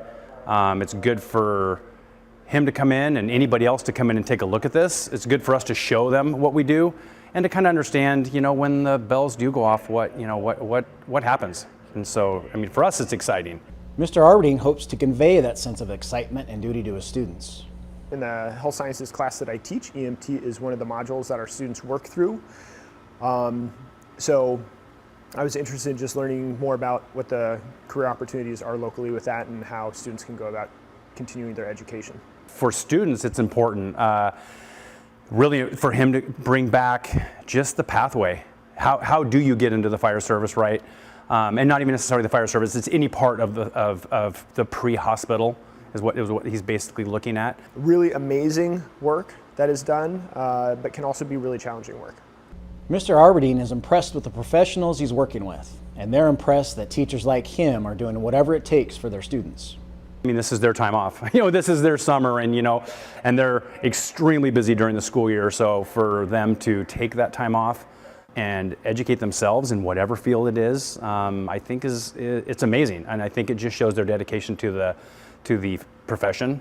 The firefighters asked us to share that students have a chance to get involved by joining the local cadet program. Cadets get firefighting training throughout the year, which prepare them for potential careers in firefighting. Students can contact Fire District 6 for more information. Thanks for watching. I'm Mark Reith.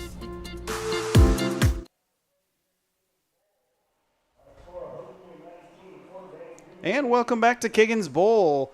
I'm Nick Volt, joined by Orion Ludlow, the Fort Vancouver Trappers hosting the Grizzlies of Hoquiam. We're about to start the second half. Hoquiam up 19-8. It was an entertaining first half, and we'll see what happens here in the second. Another little squib kick out of the Grizzlies, and the Trappers are going to return it. Oh, that's a good choice. I mean, get another 8 yards instead of falling on the ball the last two times that they got those squib kickoffs. And we've seen the kind of wheels Aiden Hyde has, so having him return that kick is advantageous to the Trappers. Yeah, he's got good hands, good wheels. It's all right. So yeah, Hoquiam scored 3 different ways in the first half on a quarterback sneak and a quarterback run, and again down here on this side another short run. Fort Vancouver scored on the kickoff after the opening touchdown by the Grizzlies. Trappers took the kickoff back about 75 yards. Aiden Hyde scored on that, so that's where we're at. 19-8 Hoquiam.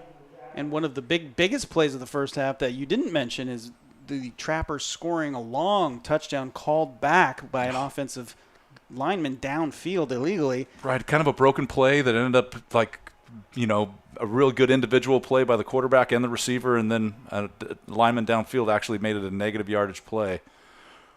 Just changed the complexion of the first half entirely. The Trappers going from nearly tying the game to still being down now here 11 points.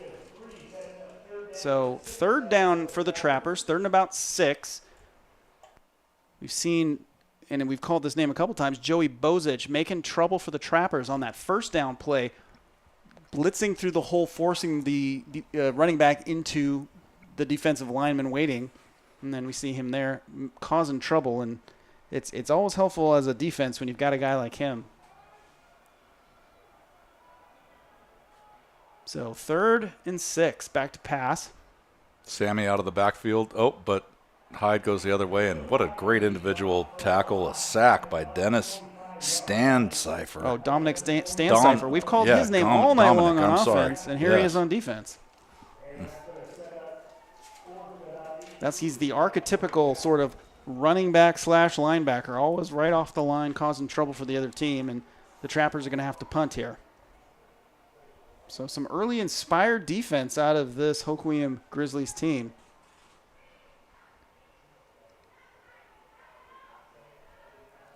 Yeah, that's a statement to make. 3 and out right off the bat and forcing a punt because it's 4th and 18 in their own territory. That's a pretty good statement by the Hoquiam defense. So a high snap. Hyde keeps it in bounds this time.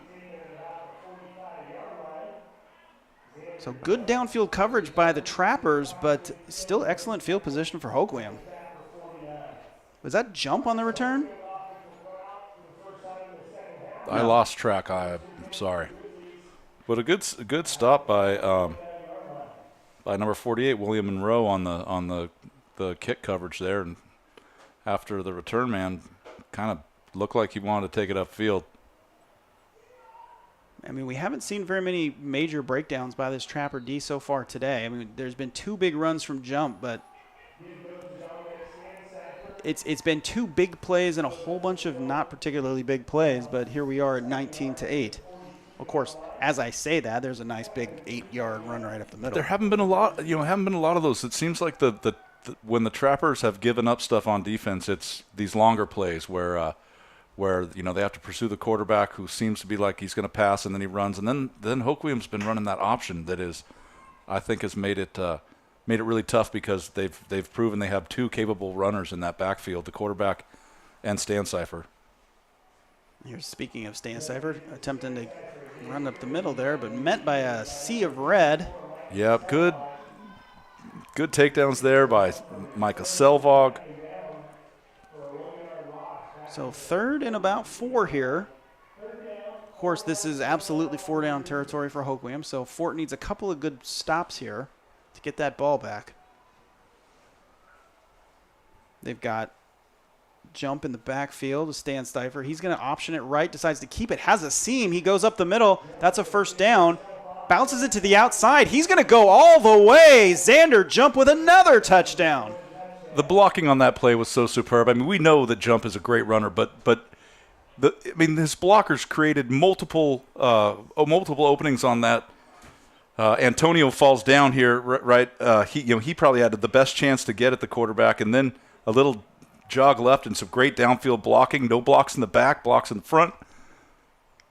Xander Jump, is that his 4th touchdown of the game? I think that he has scored twice on sneaks and twice on long runs, which would give us 4 touchdowns for him. He's also, he really has good open field speed. He's got a 2nd gear, yeah, or a higher gear. Chance the Bounty with the leg right there. Okay. Well, that happened pretty quickly. 3.5 minutes into the second half, and Grizzlies are on the board again. It's now 26-8.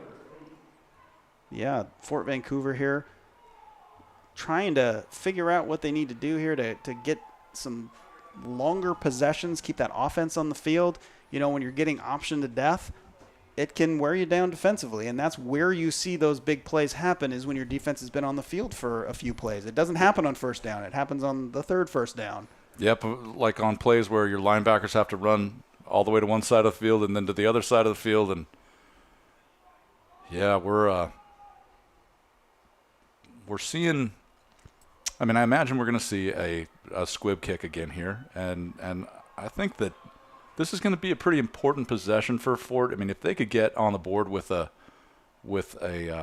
touchdown and an extra point or a 2-point conversion, it brings them right back into this game. But you don't want to let this one get away from you now. It's not too big of a deficit to come back from. Yeah, and they've shown they have big play ability. They just need to, minimize those flags and put together a few plays in a row. And they're going to get a good return and good field position here.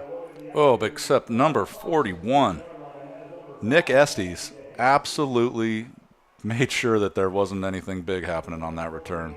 We're still good starting one-on-one tackle. The 30-yard line. Sorry it's about good. that. Starting Yeah, no, at you're the right. 30. It's a decent starting position. We've seen this a lot in high school football lately, these squib kicks, and I always go back and forth on it because strategically, yeah, I get it. You're not going to have a return for a touchdown against you. You're going to be able to, and you're not almost never kicking it to the returners either. You're kicking it to the up man. Yep. But just as purist in me, I'm like, just kick it deep. Right. You know what I mean? That's how you play football. And let the horses run. Yeah. That's right. But maybe that's old man stuff right there. I don't know. I'm sure there's some science behind it. Little trickery there. And that pass he did just hold on to behind it. him. They're gonna. No, he held on to Yeah. it, but he barely got. I think he's right back to the line of scrimmage. It's one of those. The play, the trickery is good. They have the defense frozen for just a second, but when that pass comes in behind the receiver, Yep, it stops that momentum. Kind of hangs him out to dry. And the outside linebackers and defensive backs are doing a good job preventing those little ones from turning into big plays. Yep. And you see on your screen there those linebackers right there, number 3. That's we've called his name a few times. That's Bozic. Yep. They're not big linebackers, but they are fast and they're hard to block. Oh, little keeper. Wow, there's a trapper and a first nice. down.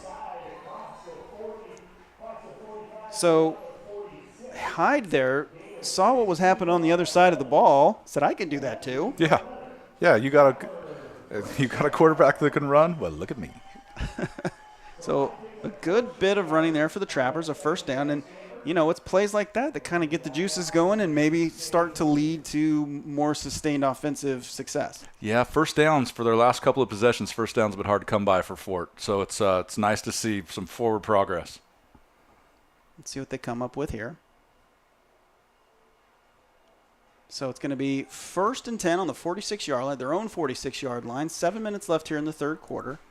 And, now Hyde's probably put a little guessing into them, Then now they have to maybe, cover him as a runner a little bit more, and it might free up, again, the receiver has to stop to get that ball, a big loss of yards. I mean, that's the second time in the last 4 plays we've seen that play. And Aiden Bennett Bryson comes out of nowhere and closes the door. Curious if we're going to see Hyde looking deep anymore here. I mean, we saw it in the first half with some success, and yeah, but he's had a couple of passes that were real darts, but he also has had some flutterers that the defense has been able to get underneath. So 2nd and 13, loss of 3 on that last play. So here's Hyde in shotgun.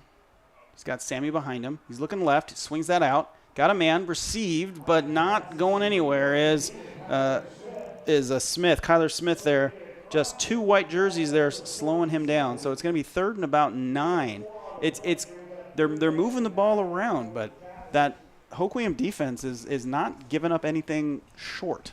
No, and Fort has faced a lot of 3rd and longs. And that's a good sign that the defense of Hoquiam is pursuing well and stopping the run and the pass before any of them take it too far. So you saw that the first down earlier in this drive was picked up on a quarterback keeper, a little fake handoff that confused the defense. See if maybe they can get some confusion for a first down here. And you see, too, that there's Hyde out to the outside. In and out of his hands. He had a little bit of a running lane. It was still a pretty long haul there for a first down, but that's a play we haven't seen a lot out of them. And, you get into those long third downs that you become more predictable as well. So they did mix it up that time, and just a physical error there. So it looks as though Hyde is back quite a bit, and I imagine this is a spot where you try to kick the ball away from the return man, maybe kick it low and roll it towards the sideline. Yeah, 2 deep here for 2 returners deep here, and there's a flag. Let's see what this call is. Prior to the snap. On the Trappers. So then we'll march them back 5 yards. So there are 2 receivers, as I started to say, deep here. Yep, 1 left, 1 right. That's true. So not a lot of pressure likely to come here, but we'll see. They haven't needed a lot of – they've had some success here as of late getting through those lines anyway. So a little bit of confusion for the Trappers about what's going on here, and looks like we're going to have a timeout Fort Vancouver. The special teams are hard because you don't practice them as much. Yep, and all it takes is a little confusion. Coach Billito talking to Z Bannister saying, nope, that's not what we're doing.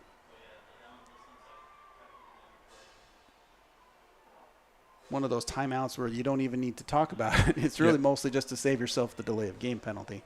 Yeah, that's true. Fort took a couple of early timeouts in the first half too. Only had one timeout left when there was a minute left and they had the ball back. But this is what you don't want to do here is go out without a plan, kick it directly to one of the return men and not be ready to bring your wedge over to the side and force them out. So 4th and 14 on the 42-yard line. Hyde back to punt.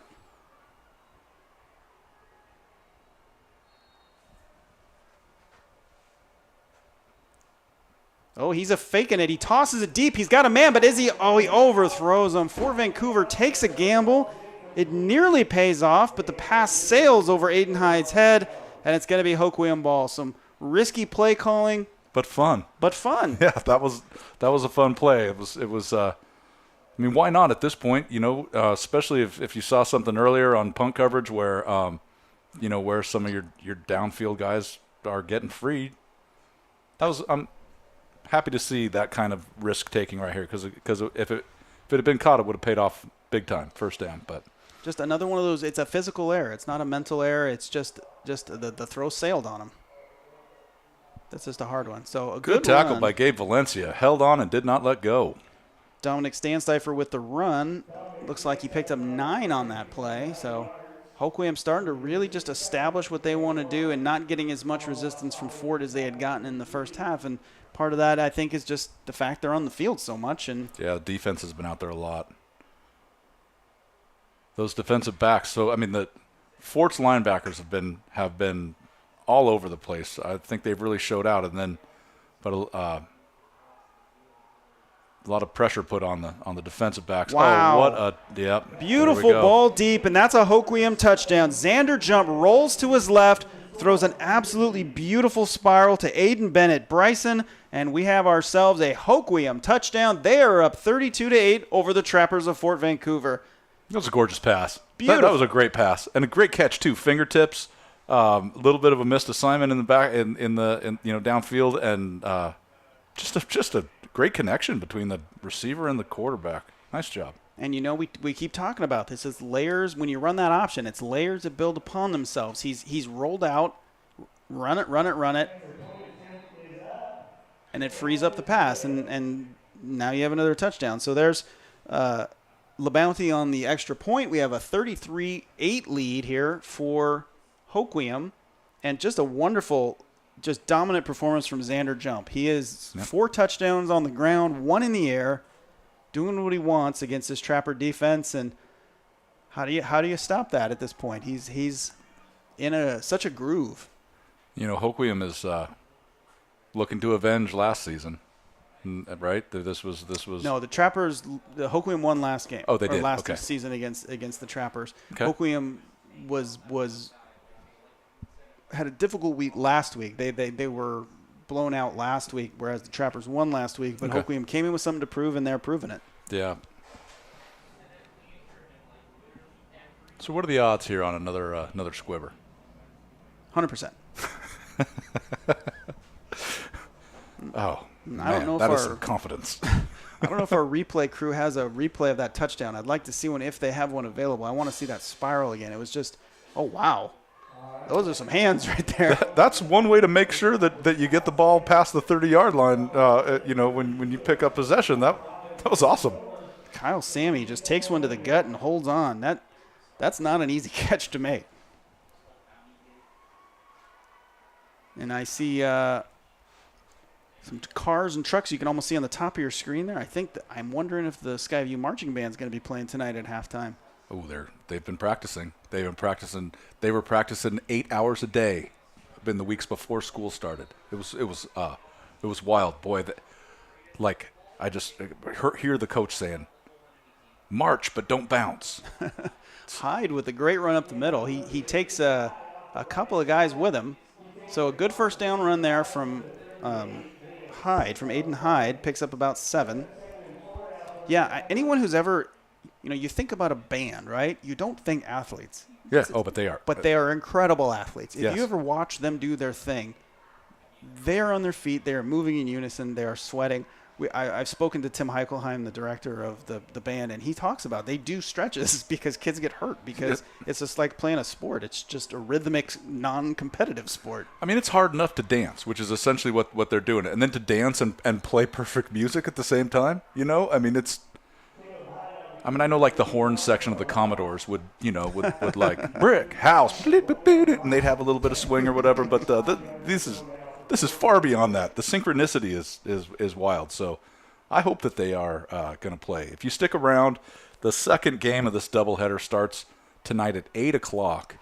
And so, we're bringing football to you here in Southwest Washington. And if the band is playing tonight, we will bring that to you live as well because it's such a fun thing to watch. And those students out there are busting their butts to put on a good show, and we want to make sure you see it. So, and our student camera crew They're the right ones for the job to show you too. So speaking of busting your butts. Yeah. I don't know why I'm saying that phrase. That's such a stupid phrase. But here we go. For Vancouver, 3rd and 5. Another Swings swing it out. pass again. See, that's just that pass. That play doesn't go anywhere. Hasn't at least. Yeah, they haven't been looking downfield this half like they were in the first half, and those swing passes, Hoquiam's sitting on them because they know what's coming. We've seen that exact play I think 3 times this half. So yeah, maybe get a yard or two, maybe lose a yard or two. It's sort of been a zero sum, but at least it spreads the defense out. Maybe opens up something eventually down the middle. So back to punt here again is Hyde. Or is he going to punt? We'll see. Yeah, right, last time. Faked it last time. Nope, gets this one off. Barely gets this one off. That one sails out of bounds. That's not the kick he wanted, I'm sure. There was a ton of pressure coming up. Yeah, that was really close to being blocked. The lineman who got through had his hands up, and it seemed like the ball may have just missed his fingertips. I want to say that was Trevor Turpin again, but I might be wrong about that. So some good pressure there from Hoquiam, and now they're going to take over the ball right on the 50-yard line. Really good field position, especially for, gives them some space right. Jump has been really good running right today. He drops back to pass, looking downfield. He's going to take another shot. This ball's lofted up. Wide receiver looking for that ball on the inside. The ball was on the outside. He might have had an opportunity. It was on target enough, but tight coverage and the receiver had to choose a shoulder. Just chose the wrong one. And with this kind of lead, a 33-8 lead, we're seeing them open it up for jump just a little bit more. And this is the time to do that. You've got the lead. If you sail a few here, it's not going to really cost you. And then later this season, they might need him to complete that pass, and now he's got a little bit more experience doing it. Yeah, but these reps are important reps. So jump with a smart play there, strings that defense out, flips it out, and then we've got Stan Cipher there running out of bounds for the first down. So the chains will move, and Hoquiam is marching back towards Trapper territory here. And that looked more like the first half of Hoquiam offense. Option pass or an option play.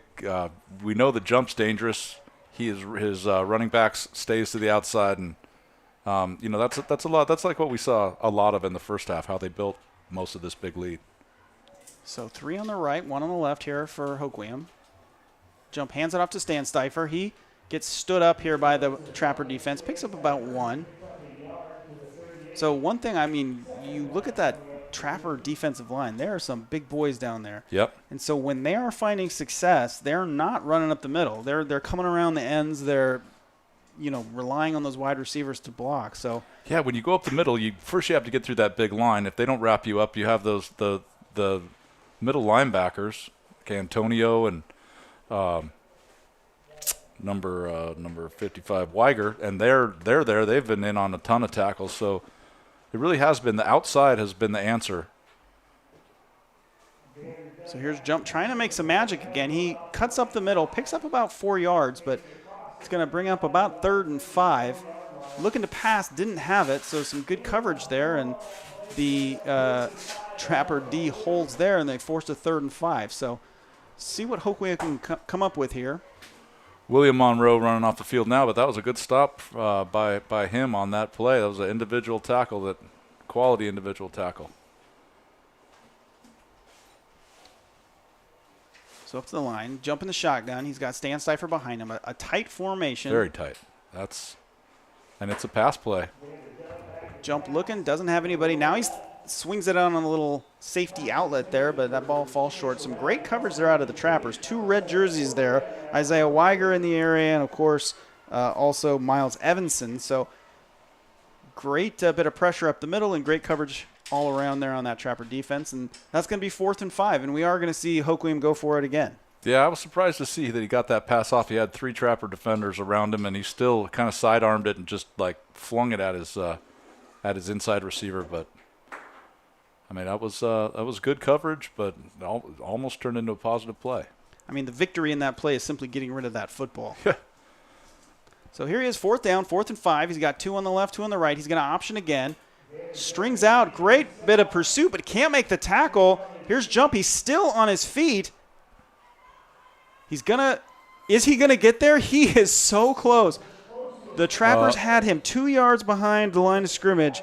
Micah Selvog had him in his grasp, and Jump slipped out. I don't know if he got there. It looked like he was down around the original line of scrimmage, and then he kept his feet moving. They might have to measure this one, although where the football is now, it's ahead of the marker, but I'm not sure if that's the final mark. They're discussing now, I think, whether or not he went out of bounds. It looked like one of the linemen was calling him out of bounds at about the 33-yard line. I also see fabric on the field, so let's see what's going on. The official coming out to, I think he's shushing. Yep, there was a penalty of some sort. I didn't see what it was on Hoquiam. Trappers decline it. They are going to take over on downs. Yep, because he was out of bounds on a little short. Here's the play. Let's see what happens here. So watch this. See Selvog. Selvog gets into that backfield right breaks free there. Yep. It almost seemed like he was going to go out of bounds. But look, Jump just keeps churning. He's churning. They've got a hold of him, but then his players come in and start pushing. That's where the flag came in. Something must have happened the back, there. I believe. Yeah, okay. So just an incredible effort by Jump. And speaking of incredible efforts, that was an incredible effort from our camera 4 operator. This is her very first time doing this, and she just got an incredible angle. Yeah. Hey, at the end of 3, it is 33-8. Hoquiam up over Fort Vancouver. You know, we've mentioned a student crew member, and we have a whole bunch of students on this crew today. We have 11, last I counted, on this crew, which is a great turnout. We would like to give them some props here. They're doing a fantastic job for you. We've got students directing. We've got students on cameras. We've got students doing instant replays, graphics, the whole works. The only real adults doing a lot today are me and Orion. And I wouldn't say we're doing a lot. Not really. Yeah, No. The kids are doing the work. We do have more adults on site, helping, coaching, but we try to get hands off and let the kids do the stuff. I mean, one of the beauties about this for these students is that they're being trained by people who do this professionally, not us, but like actual professionals. Sorry, I'm kidding. I do this for a living. Yes, that's true. But I mean, we have guys here who run cameras for professional sports around here, and they're like helping set up, showing the right kinds of shots. But it's the kids that are getting it. All right, there's Micah, some of our talented and crew Connie members right there. There's Nietzsche. We've got a control room full of people, and there's our end zone camera. Got Tyler and Dominator up there. There's our control room crew. Hi, Sam. So students from how many high schools? We have students from 4 high schools here today, and right? We are Look at missing this. a Fort Vancouver touchdown. Wow. I apologize. That is Evan Martinez. He has a pick and a touchdown today.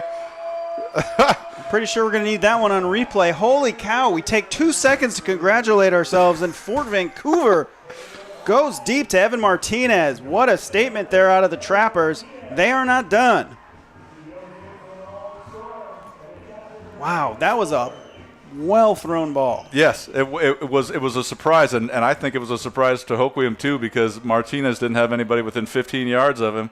And 5'7", 135, the kid's got some wheels. He's got some speed, and he did it. So hopefully our crack replay crew will be able to get that one to us. We can take another look at it, a real look at it. Wow. That's one for the highlight reel for sure. Yeah. What wheels, man. I'll tell you what, Evan Martinez. Yeah. I would not want to race him in a foot race. So in for the 2-point conversion try here. The Trappers got the first one they attempted. Going to try another one. That play is busted from the start, a low snap, and they are not going to cross the line. So it is 33-14 Hoquiam. Fort Vancouver says we're not done yet. Nope. I mean, that was early in the fourth quarter now. I mean, they've got time. It's not going to be easy if they're going to do it, but they've got time. So kind of a fun way to start that fourth quarter. And that was I mean, I don't know that's like a repeatable play for the Trappers, but they've definitely figured something out. I don't know that Martinez has been lining up on offense as often as he is, playing safety or defensive back on defense. So, maybe even just putting him in might have caused some confusion for Hoquiam. But he was wide open. What a dart of a throw too. Just perfect.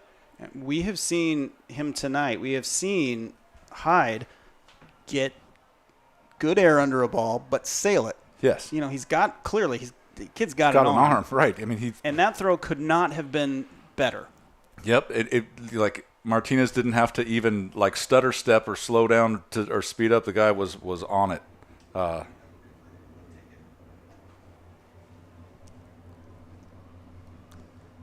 So, Fort to kick here. Are we going to see that squib? We'll find out. So, here is Hyde, the aforementioned runner, kicker, quarterback. passer. Yeah, just man about town. Kind of a short, squibby kick. That one might go out of bounds. Yep, goes out of bounds. So that's going to be a penalty, but I think that's the kind of penalty Fort will take unless, we've seen this too. When they kick those squibs, sometimes teams say, we don't want the penalty. We want you to re-kick that. Mm-hmm. And we were at a game not too long ago. We saw 3 consecutive ones go out of bounds. Well, all of a sudden, that's 15 yards. Then they still have to kick it. And so you're starting on the 50-yard line. So, they're not going to take that. I mean, they are going to take the penalty. They'll take the ball here at the 35-yard line. But especially in closer games, you see that. Like, you never know what the next kick, the opportunity that it could give you, it ends up in the hands of your fastest guy. So here is jump, Xander jump. Got Stan Stifer behind him. He's going to option left. Not a lot of room from that Trapper defense. They stuff him. He gets back to the line of scrimmage, and we're going to have a 2nd and 10. So great bit of defense there by the Trappers. They kind of use that sideline almost as an extra defender. They stack that side up, give him nowhere to go. And that Trapper band rocking tonight. I don't know if you can hear them at home, but we can hear them in the booth. And from what I'm seeing, we were talking about that Skyview band. I can see they are bringing out their equipment, so we're going to have a performance in our second game from them. Don't miss it. Meanwhile, in this game, Xander Jump getting pursued. He goes back towards the middle. That ball is complete. The defender goes down. Good bit of concentration there from Aiden Bennett Bryson. We saw him on the touchdown earlier, and right now we see him take a ticking and take a licking and keep ticking. What is it? He gets popped right as he catches that ball, holds on to it, and then manages to get the first down. But the guy that popped him, again, 135 pounds, and you could see that that was 2 different sized objects impacting at the same time, and one stayed on his feet and the other one kind of got sprayed back onto the grass. So it was, that was strong. He kept his momentum, and it's a lot of it is about keeping your feet churning, because then you have the balance. You're not locked to the ground as your center of gravity gets moved, and so it's being tenacious, and that was tenacious. Wide open, but just enough under it that the defense can make it over there and prevent another touchdown. Huge bit of huge gain there, and that's Joey Bozich. We've been talking about him on defense. Now we see him on offense making plays, and just absolutely perfect pass from Xander Jump there to hit him in stride. And well, I mean, as you mentioned, there was a little air under it, but he put it where it needed to go, and you can see here on the replay, rolling to his left. Defense has to respect the fact he could run. And yep, and that receiver was sort of a forgotten element as they began pursuing the quarterback, and so he had room to catch that pass. And now here's Jump, swings it outside. He's got a corner. Is he going to make it? He knocks the pylon down. Did he go out of bounds first? Looks like he went out of bounds at about the 1 yard line. Giovanni Koth. Yeah, we've seen Koth make a few plays today, including that big interception at the end of the first half. And here he gets it all the way down to the 1 yard line for a 1st and goal for Hoquiam. Nice pickup of 13 yards. That's a couple of big pass plays in this drive for the Grizzlies. It's pretty determined offensive plan. There's a touchdown. Stan Stifer scores his first touchdown of the game. And Hoquiam answers. They are now up 39-14 with the extra point coming. jump generous now. You know, he was responsible for the first 4 scores himself, and now he's distributing quite a bit. This is a pretty big lead with 10 minutes to go in the game. It's 39-14, could be 40. So back to attempt the extra point here. It's Chance LeBounty. Snap is up, kick is up, and it's good. You know, LeBounty hit the uprights once, but otherwise he's been right down the middle. Pretty reliable extra point kicker, which isn't always the case in high school, but especially smaller high school teams like these. Yeah, he's done his job repeatedly today. Well, and also even on that one with the, you know, when it went off the uprights, there was a ton of pressure coming in. That was a rushed kick. You know, so the kicker gets the blame for that, but in a situation like that, you know, he just didn't have the time. So we've got 10 minutes left here, 40-14 Hoquiam. Lights are on here at Boggs Field in Kiggins Bowl. And, you know, I'm starting to see the stands are beginning to fill up. We're still about an hour to go before kickoff in our second half of our doubleheader. Columbia River visiting Skyview.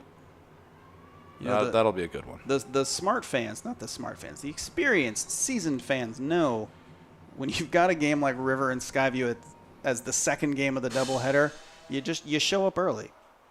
So another low kick. This one's caught in the air. And that's Kyler Smith on the reception. You know, we've seen him catch a lot of passes today. We know he's got the hands to do it, and he pulls that in and returns it. So Trapper starting with some good field position here. Yeah, about 10 yards further than they have been on those squib kicks. You know, like the 32-yard line. It felt like they were starting every drive at about the 32. Now, 45, a little bit extra space behind them. They know what they got to do here. We're looking for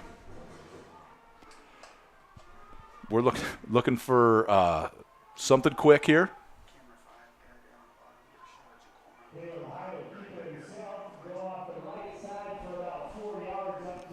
Four-yard pickup on the run to the right. So the Trappers almost to midfield here. Half court. Half court. Yeah, you're ready for basketball season already. I'm always ready for basketball season. This is good to see. It's you know, the excitement about football season around school is it's fun. You know, everyone's wearing their jerseys.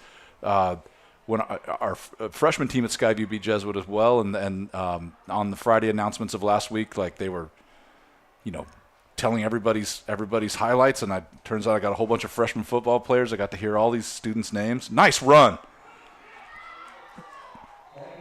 Wow, Sammy, you know, we've been calling his name a lot today. Kyle Sammy bursts up the middle, a 5'4" senior.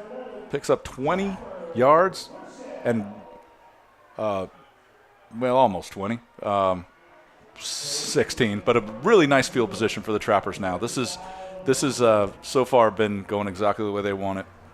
Yeah, you mentioned the school spirit surrounding these football games. I've had the opportunity to be in Skyview a couple times this week as part of my daily job, and I've seen so many shirts this week that say "Beat River." Yeah. I just saw one of my students from last year, Caitlin, was wearing a "Beat River" shirt today, and it was. I would like one. That's going to be part of the whiteout. Oh, but just picked off. Wow. He hasn't had enough to do today, so Xander Jump says, I think I'll score one more time. He jumps the route, true to his name, takes it all the way back to the house. That is another Hoquiam touchdown. Wow. Xander Jump is having himself a ball game. He's really fast. He is a fast runner. The way that he came back, it was almost like by the time that the offense turned defense had realized it was too late. So watch this.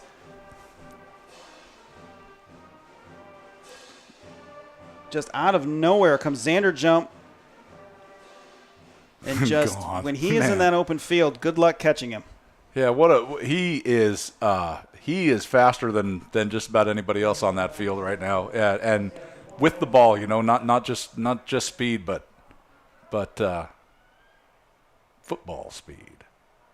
That kick is up from LeBounty. A lot of leg under that one. I feel like I mean, I have not seen Hoquiam play before, but with the leg that LeBounty has, what a weapon. They can legitimately kick field goals, and as an offense, it's such a weapon to have in your back pocket. Yeah, yep, right. It can be a bailout on some, if you're ever against a team that's playing tough defense, and you only need a little. You see some tired Trappers there on your screen. A lot of work being put in today here. 47-14, Hoquiam over Fort Vancouver. 8:19 left to go in our ball game. At least the defense is getting a breather, although so many of the kids that play on offense play on defense too. The Fort has a lot of guys that will play the entire game. Well, I mean, so is Hoquiam. That's right. One of the fun things about smaller high school smaller high school football. You do get kids playing both ways more often, and there is something sort of magical about that. It's there's much experience. You only get 4 years to do this. Yeah. So do it as much as you can, and it's kind of fun to be able to play both ways. It's one of the great cruelties of life that at your athletic peak, you only get to play for 4 years, and then you spend all this time training, and you're never going to play football again, or basketball, or whatever it is. Now that's just old man talk. That's twice. Yeah, I know. That's twice with the old man talk. We've got a lot of years behind us here.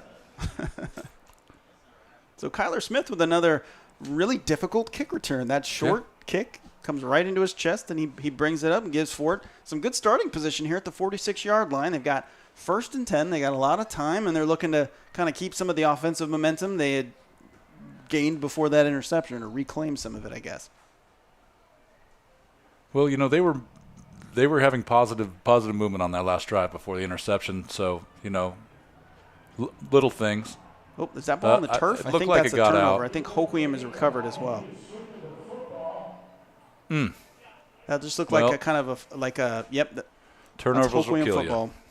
It looked like I don't know if we're going to see a replay on that, but it looked like just a miscommunication on the handoff, or a bad handoff, and he was trying to reel it back in as he moved forward, but Hoquiam's going to recover. So we're going to see here if looks like Jump is coming off the field, so maybe they're going to give the backup quarterback an opportunity here, and that backup quarterback is a name we've called all night long, Joey Bozich. Yeah, who just had a really good catch here, in their last offensive drive 2 scores ago, but and has been making some noise on defense as well. So we know he's got wheels too, so I can't imagine the offense is going to change strategically too much now that Jump is out of the game. So we'll see what Bozich can do. It's always fun too to get in these games when you're the backup.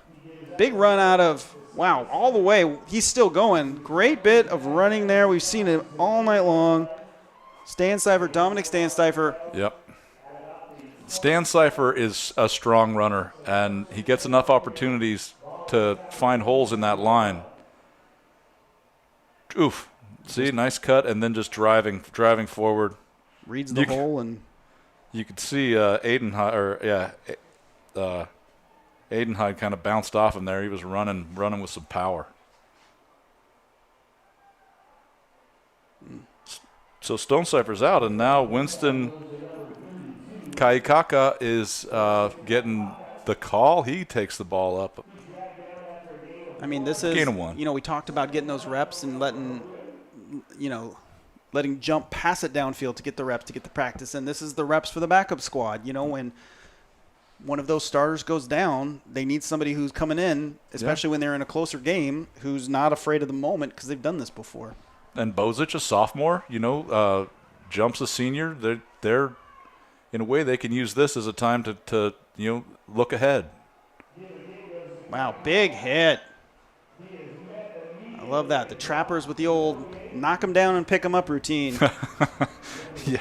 So a huge hit there out of Drelix Antonio. And again, another name we've said a lot tonight. The guy knows how to tackle. I will say that. It's one of Fort's inside linebackers. You see him. He's like the read linebacker. So you'll see him in moving around a lot. He's sometimes coming up to the line to rush the passer, but a good pursuit player, and when he wraps up, he doesn't let go.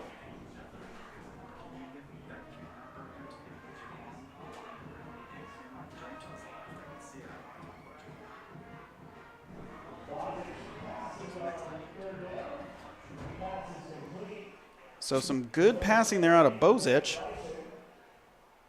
Yeah, the Grizzlies are moving the ball with their backup quarterback and backup running back on the field, still able to pick up positive yards. And now we're looking at a 1st and 10 on the 14, 6 minutes, so just half of the fourth quarter left. Knocking on the door of Fort Vancouver's end zone here. And that clock is continuing to tick as Hoquiam keeps the ball on the ground. So 1st and 10, Bozich in the shotgun. I see some other new numbers out there for Hoquiam, so they're really letting the second squad come in. Got a true freshman Justice Larson out there doing some blocking there in the backfield, and that's Kakaika again with the run, a sophomore. And Antonio with the tackle again. So that you could see right now that, the Hoquiam Grizzlies want to get this second team some success out there on the field. So, they are efforting another touchdown.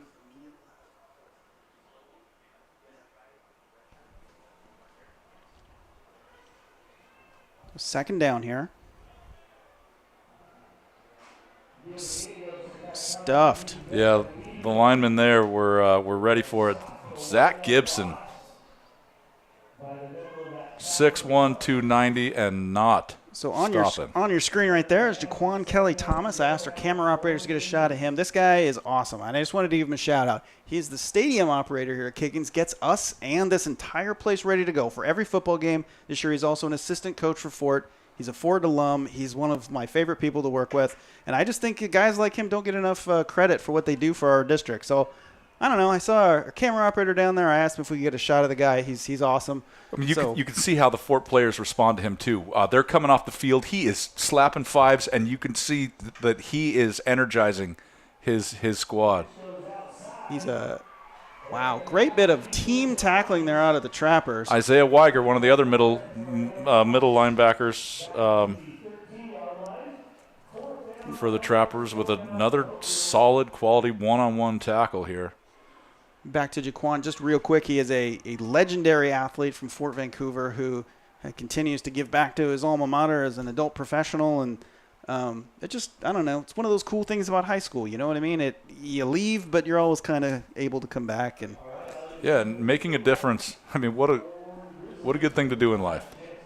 And here we are, have too. An impact. We were just talking about LaBounty here, and here he is coming in to kick this field goal. I didn't mean to cut you off there, but nope, that's good. And just like you were talking about earlier, I was about to bring that up. That that is a weapon. Now they've gotten an opportunity for him to show that he can kick the 30-yard field goal. So I mean, the drive we just saw from Hoquiam. Kai Kaka was getting the handoffs. Bozich was passing, and now we've seen LaBounty kick a nice long field goal. So, I mean, really, Hoquiam today, they've scored on the ground, they've scored on defense, they've scored through the air, and now they've kicked a field goal. Pretty complete offensive game from them. Mm-hmm. But just I mean, the engine that drives it all was jump. And also too, they're up big, and they come out and they run their offense. They're not doing anything crazy. They're just running their offense. They're scoring, but that's not mean-spirited or anything like that. It's still respecting your opponent. Yep. And that's I'm sure exactly what Fort would ask for. Mm-hmm. is play us hard. Play as hard as you can. Yep. Absolutely. Yeah. So here we are with 3.5 minutes left. This kick sails out of bounds. Let it go. Actually, it didn't sail out of bounds. From this angle, it looked like it was going straight out of bounds, but Sammy there jumps on it.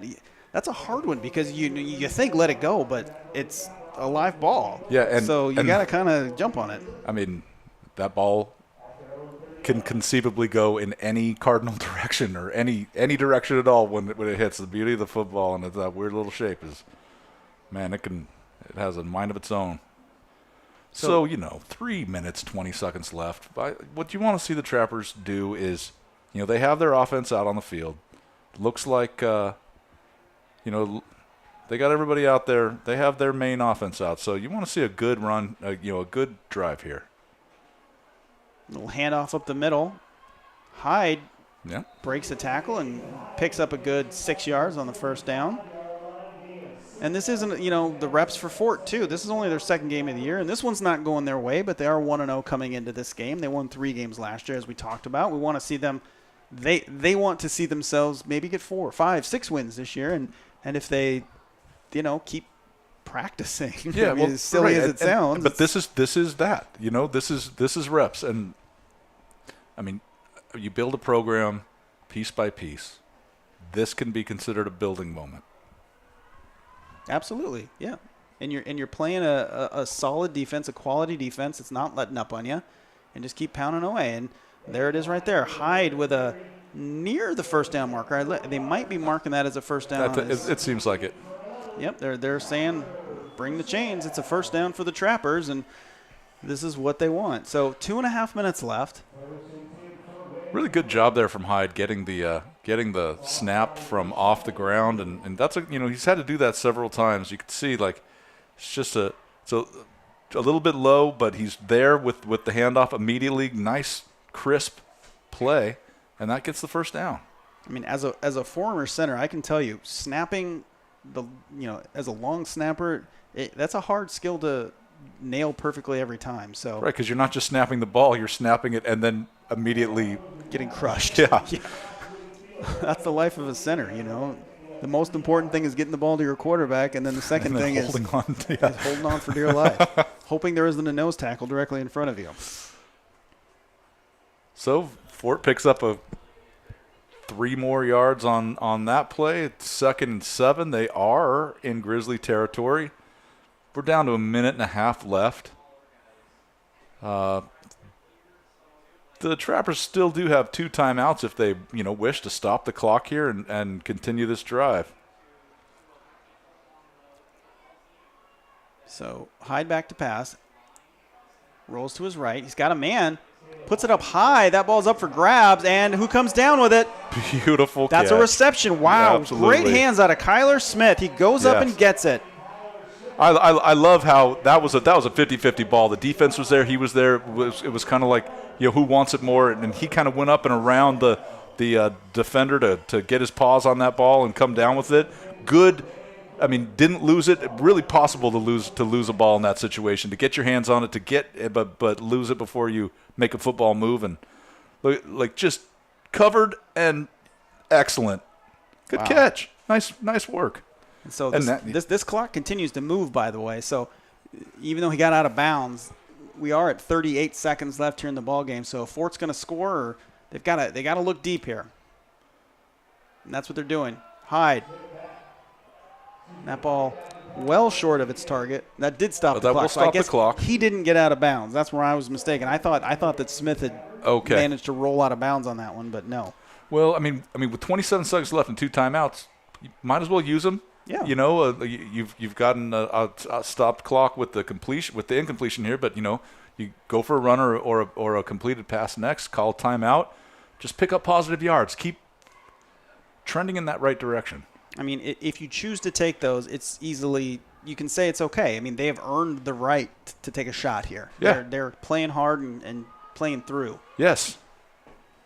So back to pass, whips it out. This ball is just behind his receiver, and that's going to stop the clock, and that's going to be a 3rd down for the Trappers with 23 seconds left.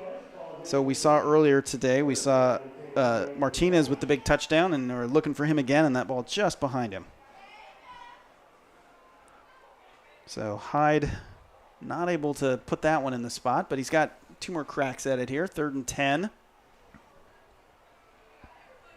So 2 receivers down on the bottom side of your screen, 2 on the top. He's going to roll out to his right.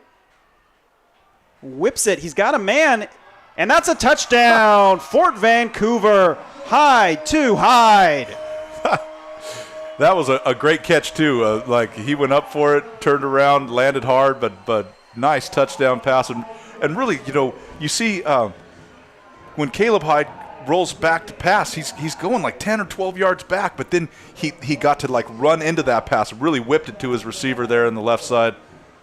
Now, Caleb Hyde does something I have never seen or I've never noticed. when he gets that ball, I don't know if our replay operator has an angle that shows this. He spins it in his hand. It's rotating until it like nestles in his the laces nestle in his fingers. I've been noticing that too.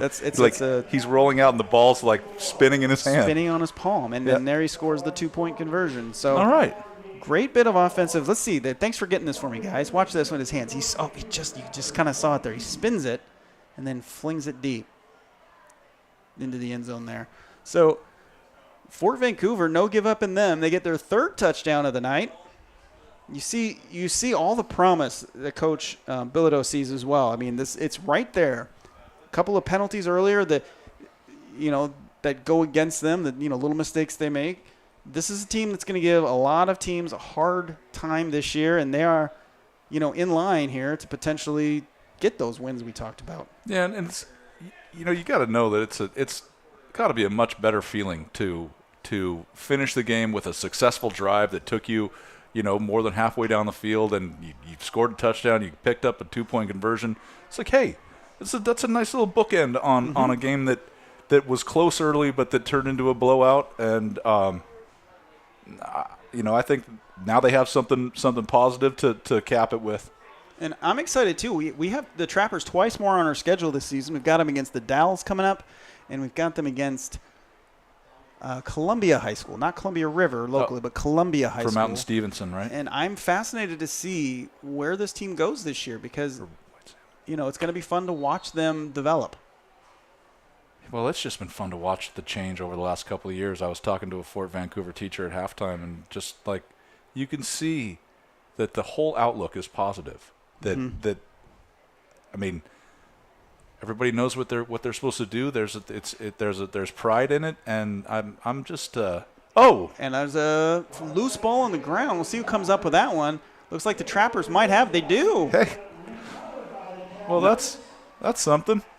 Just no quitting in this team. There's 11.6 seconds left. The offense is going to trot back out onto the field with 46 yards to go. Probably can get off 2 plays here. Yeah, that was junior captain Caleb Childress who just kept his eyes on that ball. It sort of spun off the first defender, and he was on it. A little scrum over there, and Fort Vancouver comes up with it. Connor Childress with the big recovery here, or the big play. And looks like we got a timeout for Hoquiam. This is teaching time. And the Trappers are showing that they're not hanging their heads. In fact, you could see when they recovered that onside kick, there was real energy and excitement. So it's not. This is just positive, and it's really nice to see. And you can just see it barely on the bottom of your screen, but watch. You see that coach right there. He's been going around, pumping up his guys. I mean, this is encouraging for these guys, and that's some coaching right there. You know what I mean? It's like we talked about it. Failure isn't the end. It's just another step towards success, I guess. Yes. The best. The best outcome is to fail and learn, and it's something we're trying to teach the kids because failure can little failures or big ones can be really disheartening, and I'm really liking what I'm seeing from Fort here. So Caleb Hyde drops back to pass. Pressure's coming. Whips it up there. He's got a man. He's got Hyde to Hyde. There's another reception, and now the Trappers have it on the 21-yard line. The clock stops while the chains move. They do have a timeout. Excuse me, 2 timeouts. And they're taking left. it right now. Bilodeau just told the referee he wants a timeout. And at this point, down on the 22 with 4.8 seconds left, enough time for one play. See what they come in with. This is fun. I mean, this is about as active of a second half of a fourth quarter as I've seen in a while. Lots been going on. Yeah. Execution. I mean, the execution's been incredible. And I'm sitting here thinking, I haven't seen a Trapper quarterback with an arm this good since Jordan Sewell, who later went on to play wide receiver at Southern Oregon and has been knocking on the NFL's door for a couple of years. May or may not be able to make that leap. But when he was quarterback here at Fort Vancouver, you'd see these big passes like this, and it's really fun to see it again. And, Jacob Sitkovich, their quarterback a couple years ago, had a big arm too. So I'm leaving some guys out, but he reminds me of Sewell in that way. Yeah, I've probably been covering. I've been doing play-by-play with you here for 10 years now? At least, yeah. I've been with the district 13 years, and I've been doing this, at least 10, right? So the last play of the game is a reception, and that will close things out. So, again, we talked about no quit in this team. Hyde getting nailed, but still completes the pass. And then, get some props from that Hoquiam coaching staff and players who are appreciative of the effort he gave. And our final score here then is 50-22. Hoquiam with the win. Hopefully we'll have a little highlights reel for you here. And then we're going to take a break after that. We will have the Skyview Columbia River game technically supposed to start at 8. That's about 40 minutes from now. Typically they take a half-hour break, so I'm not sure if we're going to start at 8 or slightly before. And in the meantime, let's watch these highlights. So this is Jump, and his runs up the line in this game were tremendous. His second gear. Tremendous sense of place and time. He just seems to know where the defense is and where he needs to be. And there's that beautiful throw we saw earlier, that fingertip touchdown. catch. Yep, that was, at that point, Hoquiam was starting to widen their lead, but they weren't slowing down, and that's another good angle of this catch. Yeah, that's not an easy pass when you're running away from the receiver and throwing it back. And there's that spin we talked about on his hands. That's right. And there's Jump with the big interception. I want to say he's personally scored on the ground, scored 5 touchdowns, including this defensive, and then threw for at least one more. Yep. Just an incredible day. And there's the spin. There's that spin. I love it. The great reception here. I don't know if we have that Martinez touchdown at the end of the beginning of the fourth quarter, but here he is rolling. Well, we do have Hyde to Hyde right there. The fingertip catch in the end zone. Hey, well, good game by Hoquiam. They showed an incredible variety of talent on their roster, and good game by Fort too. Down there having a talk, and look, we're gonna take a little bit of a break, but stick around because we're going to have Columbia River Skyview coming up about 8 o'clock start time, and we can't wait to bring it to you. Lights are on here at Kiggins Field, and we're ready for our game number 2. All right, we'll see you folks in a little bit.